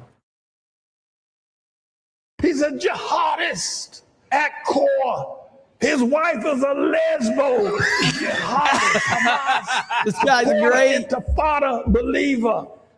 Here you nigga talking about Mondami gonna give us a free bus ride. Crowder loves the Odyssey as well. No, he doesn't. Ain't no way Crowder liked the Odyssey. Hell, it doesn't matter if they've had out free sandwiches in hell. I ain't going. I would vote for him over Mamdani in a heartbeat. Yes. Just when people go, are you saying it's a serious candidate? No, I'm not. I am saying that Mamdani is an unserious candidate. Favorite pastor of all time. I don't know if I agree with him on all theological issues. I don't care. Harlem pastor James David Manning gave some thoughts specifically on Mamdani, and it's as good as it gets. Any nigga who had the slightest inclination to vote for Mondami, there's something wrong with you. There's something wrong with you. You sick. Mondami had a celebration down at City Hall of all the immigrants, all the Muslims, all the immigrants down there. No niggas. He's a Muslim for crime. Bro, this man is a legend. This man is a legend. And who else is a legend? Kevin Hunts for a proper 199 says, wow, back on Elon's side. Good coverage. Can we get a Sydney Sweeney nip slip? There's quite a few of those on the internet if you know where to search. And I've always been on Elon's side. I love Elon. I might criticize him, I might disagree with him from time to time, but Elon is a net positive no matter what. No matter how much I disagree with him on certain things, I'm an Elon fan. What? Where? Bro, like, what is that show? Euphoria or whatever? Yeah, there's a lot. There's a lot, actually. Legit ones as well. Thank you, Kevin. You know what? We got to celebrate, though. We got to celebrate. Got to celebrate a little bit. Proper 199, that's how we do it. That's how we do it right there.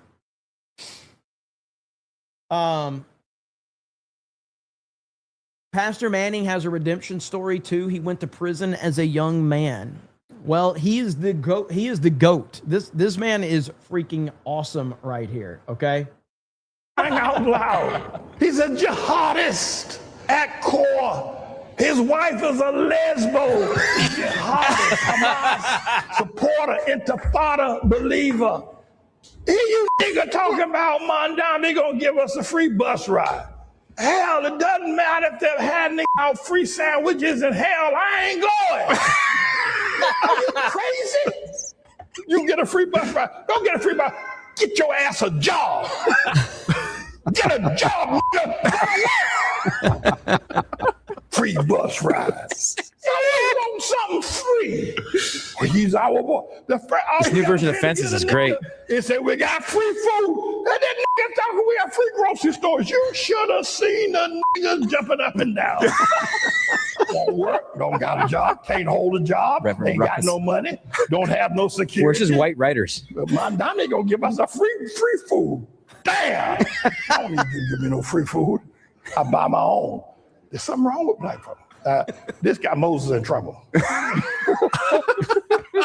This got Moses in trouble? Yeah, apparently. I just love this getting Moses in trouble. He has a whole thing to. You should go see more of it. People talking about black people built this country. After you come at me with that line, knock the taste out your mouth. There ain't a damn nation in the continent of Africa that ever put together an automobile. We got to name some boxed rice after this guy. I just need to go. Here's the thing. Who's this church for? because when you're using the N-word and you're swearing, like you only appeal to young people, but then you hate young black people, clearly. And by the way, have legitimate grievances. Like he makes some. I'm wondering who's attending. Is it just a bunch of old people? It's like his family. In hell, and then we got Jersey Mikes. They got Quiznos. Tell him about Ross. Tell him. How do you transition to the next part of the service? You just go, get a job. Damn. Now let's sing a song. Jesus. And there's probably some guy watching like, bus is how I get to work. Yeah, they had to be, man, I drive the bus. Who you talking to? The bus is my job. That's how I got here. There's a bus stop right outside. Faster, let's take it down. It's just, I want to get him on the show. I want to get you in his church. Absolutely want to get him on the show. You know what? You guys might very, very much disagree on something, and that would be fun. I don't even think you could get angry. I think you would just be laughing as you I don't insulted. care. I don't care. I would love that. Free pass for life. Yeah. Oh, he don't take no free passes. I don't want your free pass. I'll work. I'll buy my own appearance on your show. How about I sell you a pass? Now we're talking. I said the N-word 20,000 times. By the way, don't bleep that in the future. I don't know why we bleeped that. I said let's not watch it. It's a black guy saying it. I don't care. Yeah, it's not us saying it, it's him. But also, we've received some exclusive intel that Pastor Manning is starting his own political campaign, focusing specifically on fixing unemployment. Hey, are you crazy? It's effective. I would vote for him over Mamdani in a heartbeat. Yes, Bro, please run for a mayor. He would be the greatest of all time. Nothing would be better than this. It would be must-see TV every single day. Could you imagine this guy going live in front of the mainstream media? Oh my goodness. They wouldn't know what to do. They would have no clue how to handle this guy. When people go, are you saying it's a serious candidate? No, I'm not. I am saying that Mamdani is an unserious candidate. I would vote for that poster before Mamdani. If that's the only thing he said his entire term, get a job. I don't. That's it. Okay, good. You should have seen him jumping up. Oh, he's a boy. He gonna get it free. Get a job. Need to get Joe. I just want to get that guy healthy because he's not going to last very long. No, he's even not. more angry. He's got than a lot me. of hate in him. They call it passion. It's not hate. Oh, that's true. Yeah. Passion. He hates some things, I'm telling you. He hates what the black culture has become. The way he dropped lesbo also. She's a lesbo terrorist. Usually when people are angry, they don't say lesbo. That's like a fun way to say lesbian. Nah, she's a lesbo, cool lesbo. No, he was really passionate. She's a carpet munching demon. She's a sister of the devil himself. Man, I'm be honest. I don't know if this was live when Crowder was talking about this, but the thing he's doing right there, I would never do that live because I might end up saying something I shouldn't say. So of course he's probably was live on Rumble, so it probably isn't a big deal. So he could edit that out for the YouTube upload. But I'm just saying, if I was doing that, I would mess up. Get a job and a man. That's right. Well, I guess she has a man, but Well, then she needs to get him a job. Do some good work, Miss Muff Diver.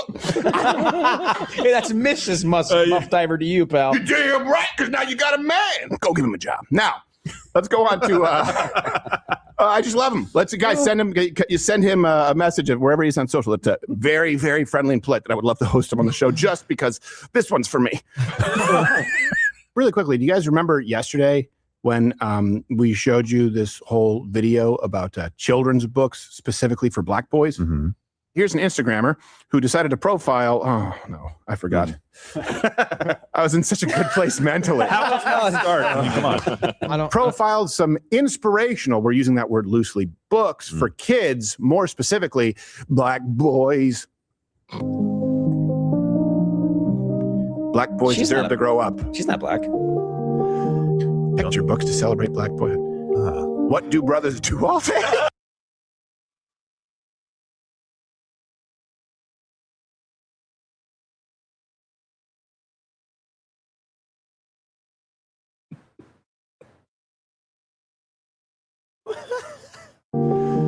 Picture hold your books to celebrate Black. What do brothers do all day? What? This has got to be a troll. What do brothers do all day? Black boy, rise! Dear Black boy, okay. What's up with all these books? Well, it turns out this is an actual trend. Like, it's an entire genre of books. Oh, really? I confirmed it. I went to the non-existent Barnes & Noble. Oh, come on. Down the block. And they're everywhere, which actually brings us to this week's 7+1. We don't want that on the fucking screen. Fucking YouTube. Children's books for black boys. Black children's books. Number 7, Josh. Charlotte's Weave. Oh, there you go. Well, that's... Oh, the hair will weave. 7+1, black children's books. Number 6, Captain Morgan. Mr. Brown can mooch. Can you? Just need $1, man. You got $1. I'll wash your window. 7+1, black children's books. Number 5, Little Bitches. Oh, it's retro. Throwback. Keep them in line. Number 4. Remember Harold and the Purple Crayon? That's a big one. Yeah. Harold in the Purple Suit. Yeah. They're going to make a movie of that one, too. Yeah. He loves purple drink, too. I've often said I don't find Crowder overly funny, and I don't, but racism is always funny, no matter what. It's a layup for comedy. Keeps it strong. Number 3, Josh. Go, dog, go. Oh, hey, there you go. Different dog, different car. That was it. Number 4 you wanted to do, or was it 3? Oh. No, it's all right. I like 3 sorry. too. All right, okay, all right. Number 2. Make Gerald say it. 7. No. No. Yeah, I'll make Gerald say it. 7+1 black children's books. Number 2, Captain Morgan. Son of a gun. The very sickle cell riddled caterpillar. Oh, man. Poor guy. That's hereditary. Not a laughing matter, guys. A recessive gene or something. Yeah, he's not going to cocoon out of that one. And the number 1 black children's book, they wrote it, not us. Oh, the places you'll go. Prison. That seems really... Come on, guys. That's not hopeful. All right, we'll leave it there. That's good stuff right there, man. The jokes just write themselves. It really is amazing. It really is amazing. That's good stuff right there. Thanks for the recommendation, Jeeping Baylor. Appreciate that. Narco says, I was typing Nigerians. I'm innocent. I didn't do anything wrong. Minister Rump thinks is not going to lie. Tim Pool actually made a great video talking about how the music industry is fake and how USAID is going down, correlates with rap no longer being charting. Last Boy Scout becomes a member. Thank you. Buster Grimes says someone might have pointed out already, but the Chinese dude used to be on that show Mad TV. He arrived later on in the later seasons. A lot of these Mad TV cast members are wokies. That makes sense. Yeah, I mean, I watched Mad TV when they had Stewart on, which was legendary stuff. Stewart's one of the great characters on that show for sure. It's kind of the standout character. And that was great times. I actually pulled that up the other day and was talking about it. I got to show this because this is actually going around, and I'm actually shocked that this is legit and real, but apparently it is. Give me just a second. I think that I bookmarked, was it RGT put this out too? I want to confirm if it's the same one that I saw. Yeah, okay. Holy shit. This is crazy. So first and foremost, for the full context here, a new Halo game is out called Campaign Evolved, which I don't like the title, but whatever. And there's been a lot of reviews for the new Halo game. VGC gave it a 10. Dexerto gave it a 10. Day One gave it a 9. Press Start gave it a 9. GameSpot gave it an 8. IGN gave it a 7. Overall on Metacritic, it has an 83. You know, Campaign evolved. Okay, you know, so whatever. I haven't played it yet. I love old school Halo. I don't know if this is going to be good or not. I'll probably will check it out, but that's not the point. The point being is that there was a review for the game, and this just kind of brings the problem with the gaming industry and games journalism into the fold. Look at this review right here. This is a review for Halo Campaign Evolved. Let me repeat one more time. This is a review for Halo. Okay? I won't lie. It was great to be playing Halo again when the frame rate wasn't tanking. But it's hard not to feel like the franchise, Xbox, and everyone involved has been severely let down in recent years. Okay. We've had one new Halo game, Infinite, since 2015's Halo 5. Xbox has almost imploded due to years of mismanagement that resulted in thousands of employee layoffs, and Microsoft remains on the BDS, boycott, divest, sanction list in connection with what a UN commission declared a genocide in Gaza. What? Whereas the original Halo brought with it a promise of a new era of video games, this remake feels like it's in part been developed to make us feel good about things, about brands again. Nostalgia and realities of today have rarely clashed so heavily. This is why people do not take games journalism seriously at all. And it's why I created Geeks and Gamers. It's why I'm funding this website that we have. It's why we have places like Criticless. It's why we are doing what we do. This type of shit is fucking unacceptable. Unacceptable in every possible way. For this piece of shit to put this in, and somebody else had posted it too right here. What did I just read? Is this a video games review by a journalist or writing your feelings in a personal diary? I am astonished, but as much as I'm astonished, I'm not that surprised by it because this is what they do. Bringing their bullshit into it, and nobody cares. Nobody gives a fuck. Period. Activists, not gamers. They don't care about it. They've never cared about it. They never will care about it. Fuck these people. Not RGT. RGT's cool. I like RGT. He was just posting this review. But whoever this is, and I guess we don't know who wrote this, but this is absolutely cringe beyond belief. So there you have it. Good Lord, man. Kevin! Thank you, Kevin. Thank you, Kevin. I appreciate it. But yeah, it's add Dear Diary to the start of that. Yeah, 100%. Good Lord, these people, man. Thank you, Kevin, for the 50. Appreciated. Good Lord, man. Okay, and listen, I just have one response for this journo right here. Okay?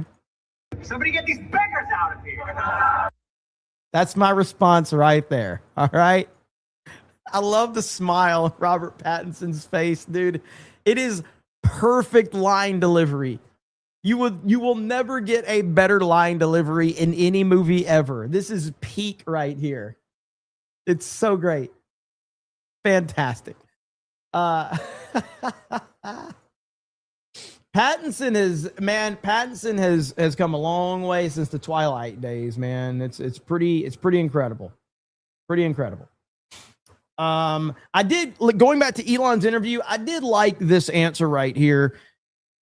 So legacy media has falsely tried to label normal people as far right. Which of these things are bad? And Elon kind of went over this right here. You support not just the populist right, but the far right. In fact, very fringe parties in some countries. No, I support the normal people. Okay. What do you call the far right? Falsely. You think is the normal person. Okay. Yes.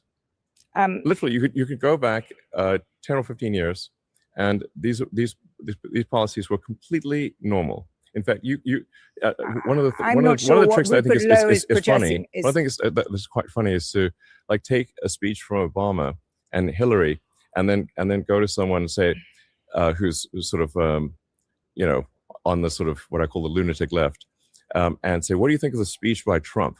I'm like, oh wow, he's the worst person ever. Actually, that was a speech by Obama, or actually, that was a speech by Hillary. Yep. I agree. No, you see how she has nothing? She has absolutely nothing to respond with. Nothing. And say, what do you think of the speech by Trump? I'm like, oh wow, he's the worst person ever. Actually, that was a speech by Obama, or actually, that was a speech by Hillary. I agree. No, I agree that the center of gravity in this country has shifted. Certainly, the Democratic Party shifted to the left, but that's not what I'm talking about. I'm talking about people like Rupert Lowe. I'm Fringe talking right, about please. people. It's actually just normal people. It's just normal people. It's just normal people. And and here are the principles. And tell me which of these sound terrible. That we should have secure borders. That we should have safe cities. That we should have sensible spending. Which of those three are far right fringe? And I would like to just admonish you and the media for the absurd characterization of the far right. It is false and misleading and nonsense. Please keep this part in. We'll keep all of this in, but let me Don't cut this part. Let me push back on that. Let me push back on that because you have nonsense. Elon, you have what is it? Close to 250 million followers on X. Yeah, you say things like popular guy. Elon on point, man. Absolutely on point. You love to see it. So yeah, she had nothing. She had absolutely no response whatsoever. So I'm still curious as to why he took that interview. Well, mainly because he knew that, maybe because he knew that that he could own her. I don't know. That would be my only one. That would be my only assumption. Let's see here. Now, this just happened. So, right here, the House passed a war powers resolution demanding President Trump pull U.S. forces out of hostilities with Iran unless Congress explicitly authorizes them under the Constitution. And guess who the 4 Republicans were that joined every Democrat to push it through? Of course, there's that name one more time, Thomas Massie. The war in Iran. The House has passed a resolution to restrict President Trump and halt the war in Iran. The Senate rejected a similar effort before, but the votes in the House demonstrate an increasing unease about the deepening conflict. Chief Congressional Correspondent Chad Pergram reports from Capitol Hill. A split House Senate decision. Concurrent resolution is adopted. And the motion is not agreed. The House voting to shackle the president and end the fighting. He ran on no new wars. 4 Republicans joined all Democrats to halt the conflict. The president's supporters claim the vote undercuts American forces. To belittle this mission is to belittle and demean the very service these members gave their life for. The president's Senate allies rejected the House's Iran rebuke. I think Democrats have taken that tack from the start. And, people in the past, if it wasn't for Republicans in the House, a few Republicans, but I think there's strong support. That's why the Senate defeated a similar war powers measure. Republicans contending that the U.S. has Iran on the ropes. We've wiped these bastards out. An occasional missile strike and boats in the Straits, that's not military strength. Those are the flailings of a failing empire. But Senate, I keep bringing it back to this because to me, it's the easiest way to explain my point. Watch the incredible TV show House of Cards, except for the final season. All of this is posturing. That's all this is.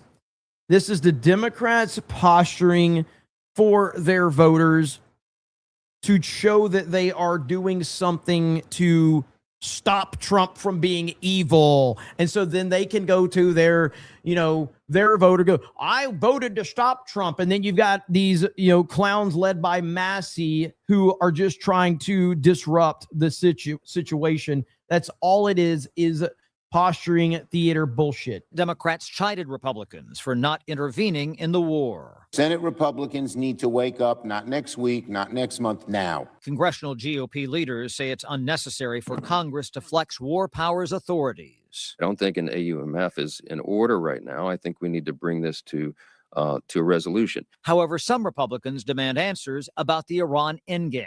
I think we need greater clarity there. I think Congress needs to exercise more of its powers here. Despite their criticism, Democrats are vague about how they'd end the war. I think that the American people voted for President Trump in a landslide, and he can do whatever the fuck he wants. How about that? Well, we've got to figure that out, but Donald Trump got us into this mess. But won't voters demand you guys to have a plan if you're going to win the majority, Mr. Leader? Won't they demand you have a plan?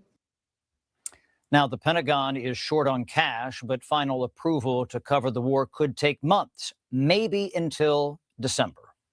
So there's that. That's the latest right there. That was about an hour ago is when that news dropped. So just a quick update on that one. What a freaking disaster. Now, President Trump's been very busy. Now, I did mention this briefly earlier today. I'll go ahead and show you one more time because that's, what the stream was titled. And President Trump kind of got some people's heads spinning earlier today because he basically said he wants to be the next president. All these buildings, plants, factories that we're talking about start opening up. All I know is I'd like to be the next president, because I'm going to make somebody look very good. They're going to sit there and all this stuff is going to be opening and they're going to be saying what a genius they are. That happened with Biden. I got cuts in medicine prices that statutorily took 2 or 3 years. And I got these tremendous cuts. And then they sat there and said, oh, yeah, they didn't even know where they came from.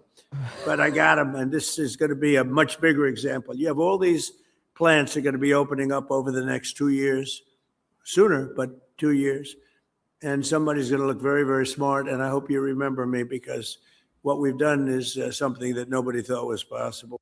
All these. Nobody thought was possible. Now, at his rally yesterday, this is how he opened up his rally.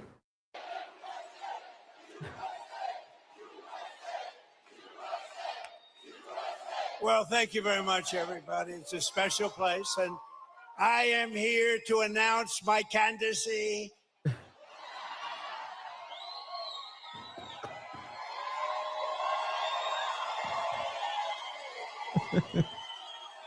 I'm only kidding. He knows how to get it worked up, man. So yeah, he didn't even say the word right. He said candidacy, not candidacy. But that was funny. But even CNN reported that he is more popular now than any other recent president at this point in his campaign, in his second term. And it's absolutely glorious. And he's just going to keep doing this. He's going to keep trolling. He's going to keep getting him worked up. And on top of that, we're never going to find another president like this guy. At his Georgia rally, there's a guy behind him doing the Trump impression while Trump is speaking. You can't make this up. So you see the guy back here in the suit and tie. He's doing Trump impersonations as Trump is talking. Any time in the history of our country, and Americans are working today more so than ever before. We have more jobs today than we've ever had.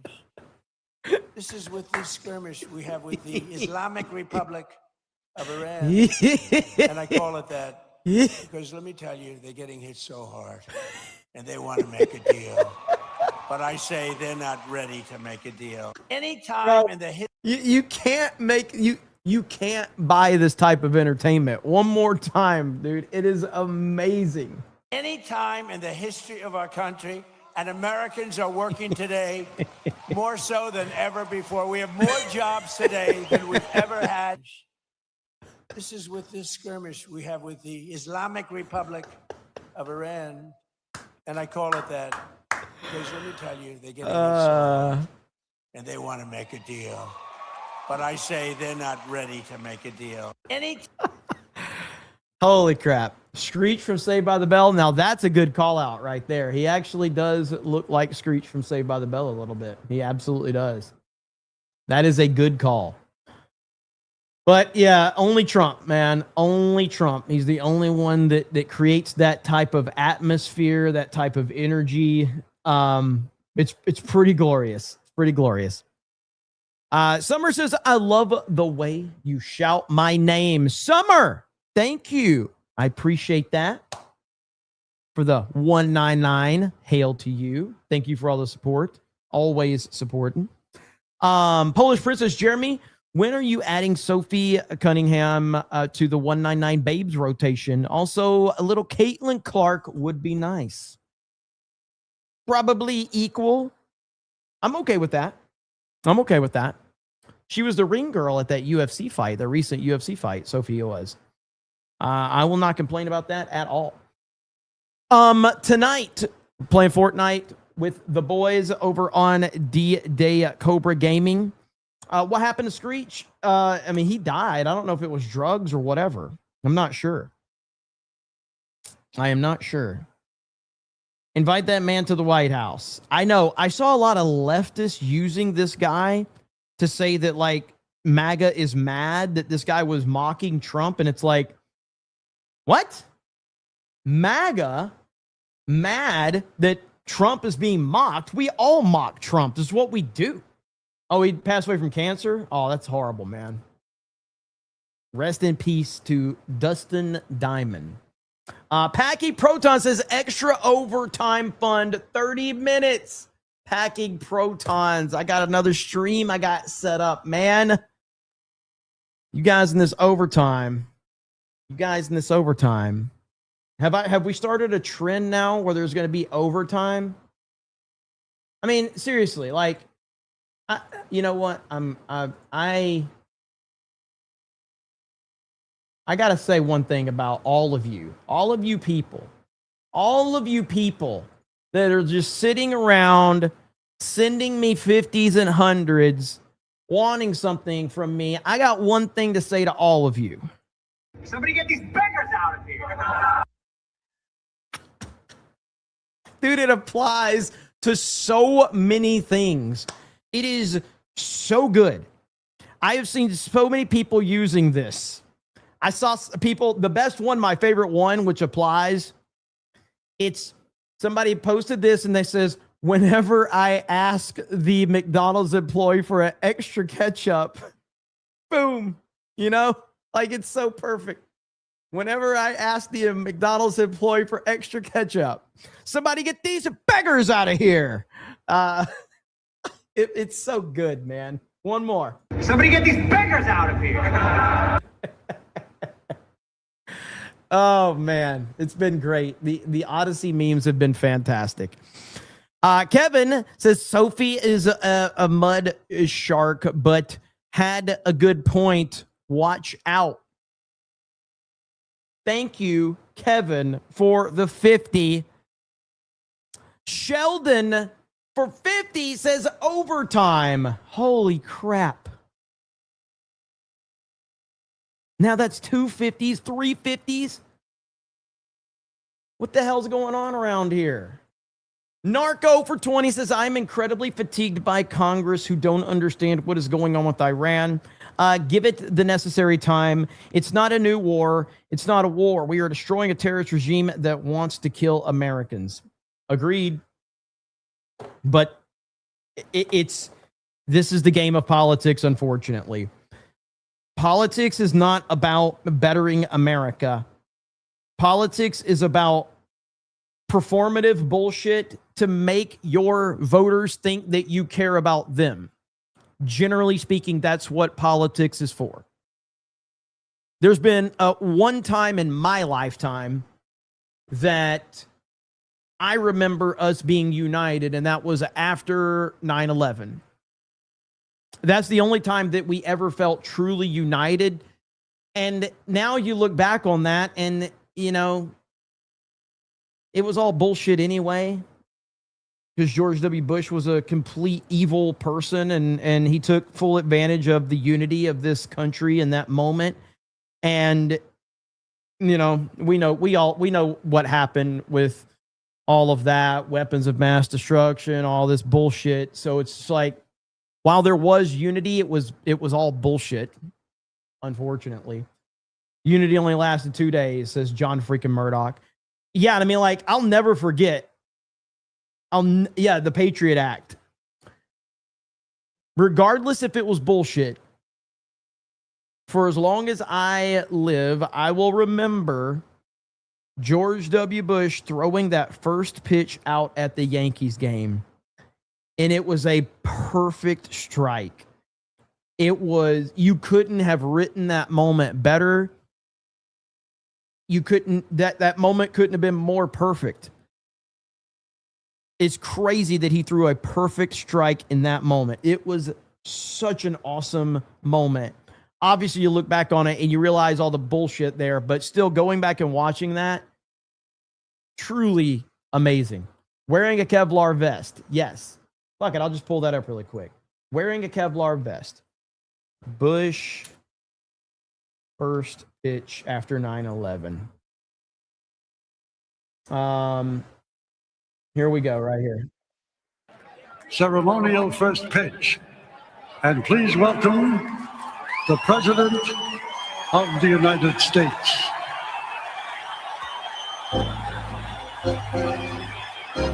Bro, the whole entire country was watching this moment right here. The whole country was watching this.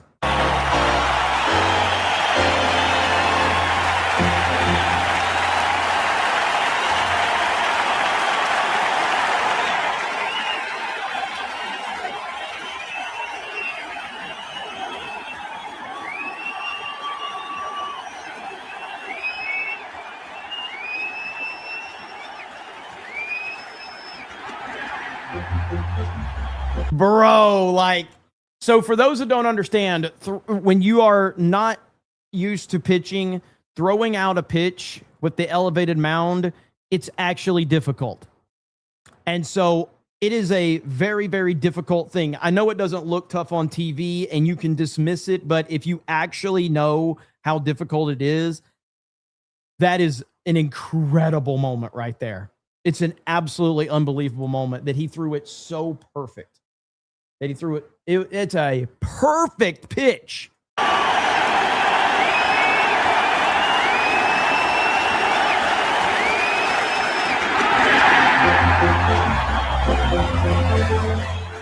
Unbelievable moment right there. Unbelievable. He pitched in college, I think. Did he? That's possible. I know he had ownership in the Rangers and all of that. So most celebs do it, fail horribly. Yeah, that's true. They do. Didn't Obama mess one up? Am I right? Didn't Obama mess up a first pitch? Am I right or wrong about that? Obama.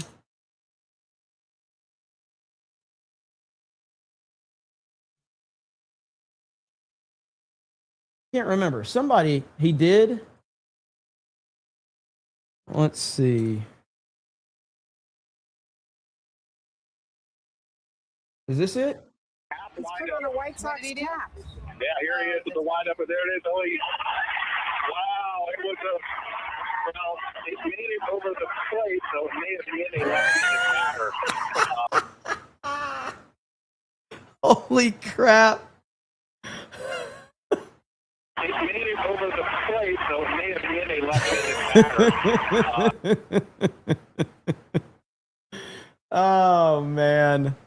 That's good stuff right there. Fuck you, Obama, you piece of shit. And George Bush, for that matter. I hate both of them. So 50 cents was worse. Let me look up 50 cents. Let's see. 50 Cent first pitch. That is 50 Cent. Curtis Jackson. And his first pitch was not great. Just a bit outside. Holy shit. His first pitch was not great. Just a bit outside. What can you say? Think he opened up a little early? Yeah, look at that front shoulder. It's good. Oh, man. That's good. Heavy D says, Sophie may be a night rider, but she's not a lesbo. Packy Proton says, bigger fraud, Obama or Bush Jr.? Obama, because Obama did more damage to the country from a cultural standpoint.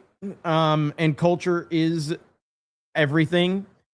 And so while George W. Bush did horrific damage from a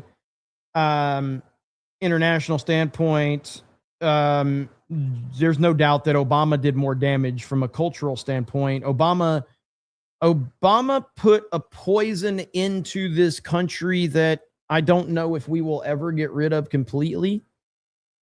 So, yeah, I mean, I don't think there's no debate on that one, really. They're both terrible, but Obama by far is worse. By far.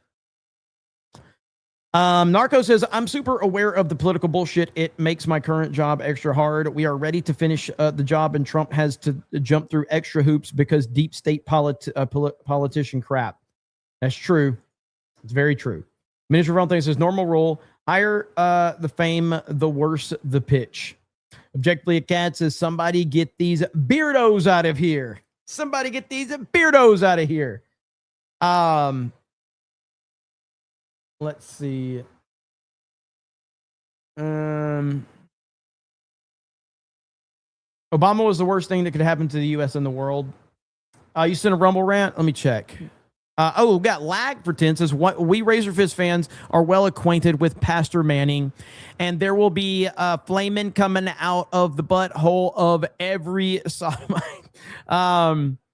Ministry of All Things says, Jeremy might be an asshole, but he's my asshole. That's why I never wipe. Jay probably. Beastie Man says, I just realized apparently it's been 4 months since Waymo debuted in Orlando. No wonder I haven't known that, especially someone like me from LA. Whoa, buddy. Has it been 4 months? Yeah, I mean, the Waymos are everywhere now. They're everywhere. And it's crazy. And it's only getting worse. So, whatever. You know, the robots are going to take over and we're all going to die. So, it is what it is. On that front, I do have to go because I got to get ready for the gaming stream. I thank you for the overtime super chats, but I do have to get ready for that. John Wayne says, Jeremy, have you heard the pastor's fiery but whole rants? Funniest shit ever. Also tagged you on X with my Nolan's Odyssey song parody. Would appreciate you checking it out. Thanks. YouTube wouldn't let me or wouldn't allow it without X. Really? That's crazy. Well, first of all, thank you, John Wayne. I appreciate it. If you're talking about the pastor, yes, I think if we're talking about the same pastor, we covered that earlier. And it's awesome if we're talking about the same one. And I will check that out over on Twitter. I appreciate it. Island Girl says, thank you. Thank you. I appreciate it. Jess says, bye, chat. Gotta go make dinner. Thank you, Jess. The Waymos in Orlando have been around here longer than 4 months. They have. It seems like they've been here about a year minimum. So, yeah, I'll check that out, John. Fortnite with the boys over on D-Day Cobra Gaming. Thank you guys. I really appreciate it. This will raid that. So if you want to continue the discussion over there, feel free to hang out with me over there. I really appreciate it. You guys have a good evening. Sorry I haven't been streaming as much lately. Just had real life shit going on. And those of you know, real life is the worst. So it does suck. But I do appreciate it. Have a good evening. And I'll see you over there for the gaming stream if you're interested. Bye, everybody.